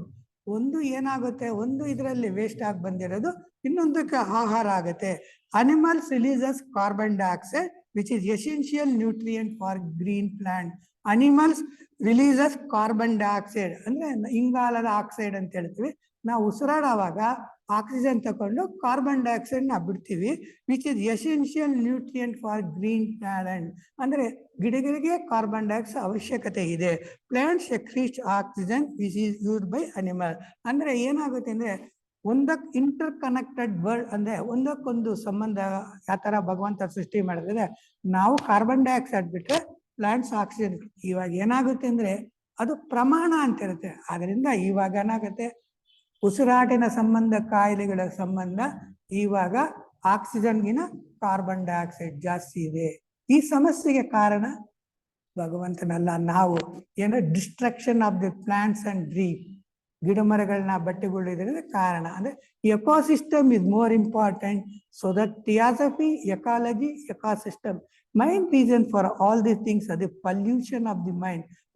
We should develop the one character, universal brotherhood, all beings, whether the insect, bacteria, plants and animals. See, creation of the God is really great. ಅದರಿಂದ ನಾವೇನು ಅನ್ಕೊಂಡಿದ್ವಿ, interconnected world, interdependent world. ಅದಕ್ಕೆ ಸಂಬಂಧ ನೋಡಿ. ಇವಾಗ ನಾವು algae ವಿಷಯ ತಿಳ್ಕೊಂಡ್ವಿ, ಪ್ಲಾಂಟ್ಸ್ಗೆ ಅನಿಮಲ್ ಸಂಬಂಧ ತಗೊಂಡ್ವಿ. The third law ecology system that nature's know the best. Nature know the best. ಇನ್ನೊಂದು ಮೂರನೇ ಆಬ್ಜೆಕ್ಟ್ ಏನಂದ್ರೆ ನೇಚರ್ ಅಂದರೆ ಪ್ರಕೃತಿ. ಪ್ರಕೃತಿ ಎಲ್ಲ ಚೆನ್ನಾಗಿ ಗೊತ್ತಂತೆ. It means that many major made change in a natural system, many man made change in the natural system. ಅಂದರೆ ಈ ಮನುಷ್ಯನು ಮಾಡಿರೋದ್ರಿಂದ ನಮಗೆ ತುಂಬ, ಅದಕ್ಕೆ ಹೇಳ್ತಾರೆ, ಅದಕ್ಕೆ ಹೇಳ್ತಾನೆ, like to be determinal system during 5 billions of evolution, living things develop substance that together constitute living in the biosphere. Biosphere ಅಂದರೆ ನಾವಿರೋ ಪ್ಲಾಂಟ್ಸ್ ಅನಿಮಲ್ ಇರೋದು ಈ ಬಯೋಸ್ಪಿಯರ್ ಅಲ್ಲಿ ಏನಾಗಿದೆ ಅಂತ ಹೇಳಿದ್ರೆ, develop substance that together constitute living. However, modern chemically interested industry has created many substances that do not exist in nature. ಇವಾಗ ಏನಾಗುತ್ತೆ, ಮೊನ್ನೆ ಚೆನ್ನೈಯಲ್ಲಿ ಅಮೋನಿಯಾ ಪ್ಲಾಂಟ್ ಅಲ್ಲಿ ಅಮೋನಿಯಾ ಅನ್ನೋದನ್ನ ಫರ್ಟಿಲೈಸರ್ಗೆ ಅಮೋನಿಯಾ ಕ್ಲೋರೈಡ್, ಅಮೋನಿಯಾ ಫಾಸ್ಫೇಟ್ ಯಾರಾದ್ರೂ ಲೀಕ್ ಔಟ್ ಆಗಿ ಎಷ್ಟೋ ಜನ ಸತ್ತೋದ್ರು ಈ ಹಾಸ್ಪಿಟ್ಲಲ್ಲಿ. ಅಂದ್ರೆ ಇವಾಗ ಮಾನವ ಏನ್ ಮಾಡಿದ್ದೇನೆ, ಪ್ರಪಂಚದಲ್ಲಿ ಪ್ರಾಕೃತಿಯಲ್ಲಿರೋ ಪದಾರ್ಥಗಳನ್ನ ತಯಾರು ಮಾಡಿಬಿಟ್ಟಿದ್ದಾನೆ. ಇವಾಗ ಪ್ಲಾಸ್ಟಿಕ್ನ ಡಿಸ್ಟ್ರಕ್ಷನ್ ಮಾಡೋಕ್ಕಾಗೋದಿಲ್ಲ, ಡಿಸ್ಟ್ರಾಯ್ ಮಾಡೋಕ್ಕಾಗೋದಿಲ್ಲ. ಅದು ಹೊಸದೆಲ್ಲ ಎನ್ವೈರ್ಮೆಂಟ್ಗೆ ಸೇರ್ತಾ ಇದೆ. But these compounds frequently destructive to life. These components are frequently destructive to life. ಈ ತರ ಕಾಂಪೋನೆಂಟ್ಸ್ ಇರೋದ್ರಿಂದ ಯೂನಿಯನ್ ಕಾರ್ಬೈಡ್ ಅನ್ನೋದು ಒಂದು ಕಂಪನಿ ಇತ್ತು, ಪೆಸ್ಟಿಸೈಡ್ ಇದೆ, ಲಕ್ಷಾಂತರ ಜನ ಸತ್ರು. ಇದೆಲ್ಲ ನಾವು ಮಾಡಿರೋದು ಎಕಾಲಜಿ, ಎನ್ವೈರ್ಮೆಂಟ್ ಆಗುತ್ತೆ. ಡಿಸ್ಟ್ರಕ್ಟಿವ್ ಇನ್ ಲೈಫ್, ಪ್ರಪಂಚದಲ್ಲಿ ಎಷ್ಟೋ ಪ್ರಾಣಗಳು ಹೋಗ್ತಾ ಇದೆ. Leading to ಮುಟೇಷನ್ಸ್. ಮುಟೇಷನ್ ಅನ್ನೋ ಪದ ಬಯಾಲಜಿಯಲ್ಲಿ ಬರುತ್ತೆ. ಮುಟೇಷನ್ ಅಂದ್ರೆ ಒಂದು ಬದಲಾವಣೆ. ಇವಾಗ ಖಿನ್ನತೆ ಅನ್ನೋದು ಇರುತ್ತೆ, ಡಿಪ್ರೆಷನ್ ಇರುತ್ತೆ, ಆಂಗ್ಸೈಟಿ ಅಂತ ಇರುತ್ತೆ. ಇವಾಗ ಮನುಷ್ಯನ ತನ್ನ ಸಮಸ್ಯೆಗಳಿಗೆ ಕಾರಣ ಕಂಡುಕೊಡೋಕ್ಕೆ ಸಾಧ್ಯತೆ ಇಲ್ಲ. ಯಾಕೆಂದ್ರೆ ಅಧ್ಯಾತ್ಮ ಚಿಂತನೆ ಇಲ್ಲ, ಪರ್ಪಸ್ ಆಫ್ ದಿ ಲೈಫ್ ಇಲ್ಲ, ಗೋಲ್ ಆಫ್ ದಿ ಲೈಫ್ ಇಲ್ಲ. ಅಂದ್ರೆ ಎಕೋಸಿಸ್ಟಮ್ ಅಂದ್ರೆ environment balance is more important. Pollution of the mind, ಯಾಕಂದ್ರೆ pollution of the ecology this is very more important ಹೇಳ್ತಾರೆ. ಇವಾಗ ನೋಡಿ, ಆಗಿನ ಕಾಲದಲ್ಲಿ ಆಗಿನ ಕಾಲದಲ್ಲಿ ಕ್ಯಾನ್ಸರ್ ಅನ್ನೋ ಕಾಯಿಲೆ ಇರಲಿಲ್ಲ, ಏಡ್ಸ್ ಅನ್ನೋ ಕಾಯಿಲೆ ಇಲ್ಲ. ಯಾರು ಇದೆಲ್ಲ ಮಾಡಿರೋದು? ಮಾನವ ಅಂತ ಹೇಳ್ತೇನೆ. Leading to cancer and many different forms of disease and death. ಹೊಸ ಹೊಸ ಕಾಯಿಲೆಗಳು ಬಂದಿದೆ. ಇವಾಗ ಕರೋನಾ ಬಂತು, ಯಾರು ಕಂಡುಹಿಡಿದಿದ್ದು? ಇದರಿಂದ the absence of particular substance from nature often say that incompatible chemistry of life. ಅಂದ್ರೆ ಈ ಪ್ರಕೃತಿಯಲ್ಲಿ ಯಾವುದಾದರೂ ಒಂದು ವಸ್ತು ಕಡಿಮೆ ಆದರೆ ಈ ತರ ಸನ್ನಿವೇಶಗಳಾಗತ್ತೆ. The fourth law of ecology, there is no such thing free lunch. It means exclusion of the nature always ecological cost. ಅಂದ್ರೆ ಅವ್ರು ಏನ್ ಹೇಳ್ತಾರೆ, ಇದಕ್ಕೆನ್ನ ಕಾರಣ ಪ್ರಕೃತಿ ನಿಯಮಗಳ ಉಲ್ಲಂಘನೆ ಅಂತ ಹೇಳ್ತಾರೆ. ಅದಕ್ಕೆ ನೀನು ಅನುಭವಿಸಲೇಬೇಕು. The global ecosystem is connected whole in which nothing can be light ನಾ lost, which is subject to overall improvement. Anything can be extracted by in human must replace. ಅಂದ್ರೆ ನಾವು ಯಾವ್ದನ್ನ ನಾವು ಗಿಡಮರಗಳನ್ನ ಅದನ್ನ ರೀಪ್ಲೇಸ್ ಮಾಡಬೇಕಾಗುತ್ತೆ. Payment of this price cannot be avoided, it cannot be delayed. The present environment warning that we have delayed too long. ಅಂದ್ರೆ ಈಗಿನ ಸಮಸ್ಯೆಗಳಿಗೆ ನಮ್ಮ ಪೊಲ್ಯೂಷನ್ ಆಫ್ ದಿ ಮೈಂಡ್ ತುಂಬಾ ಇಂಪಾರ್ಟೆಂಟು, ಪ್ರಕೃತಿ ರಕ್ಷಣೆ ಇಂಪಾರ್ಟೆಂಟು, ಯೂನಿವರ್ಸಲ್ ಬ್ರದರ್ಹುಡ್ ಅಂತೂ, ಸ್ಪಿರಿಚುಯಾಲಿಟಿ ಇಂಪಾರ್ಟೆಂಟು. ಈ ತರ ಇದ್ರೆ ನಮ್ಮ ಜೀವನದ ಬ್ಲಿಸ್ ಅನ್ನೋ ಒಂದು ಪದ ಇದೆ, BLISS ಅಂದ್ರೆ ಸಚ್ಚಿತ್ ಆನಂದ ಅಂತೀವಿ, ಎಟರ್ನಲ್ ಅಂತೀವಿ. ಎಟರ್ನಲ್ ಶಾಶ್ವತವಾದ ಆನಂದವನ್ನು, ಇಂದ್ರಿಯ ನಿಗ್ರಹ, ಆಮೇಲೆ ಯೂನಿವರ್ಸಲ್ ಬ್ರದರ್ಹುಡ್ ಇದ್ರೆ ಮಾತ್ರ ನಾವು ನಮ್ಮ ಜೀವನದಲ್ಲಿ ಸಂತೋಷವಾಗಿ ಆನಂದವಾಗಿ ಭಗವಂತನ ಬಗ್ಗೆ ನಾವು ತಿಳ್ಕೊಳ್ಳೋಕೆ ಸಾಧ್ಯತೆ ಆಗಿ. Thank you everyone.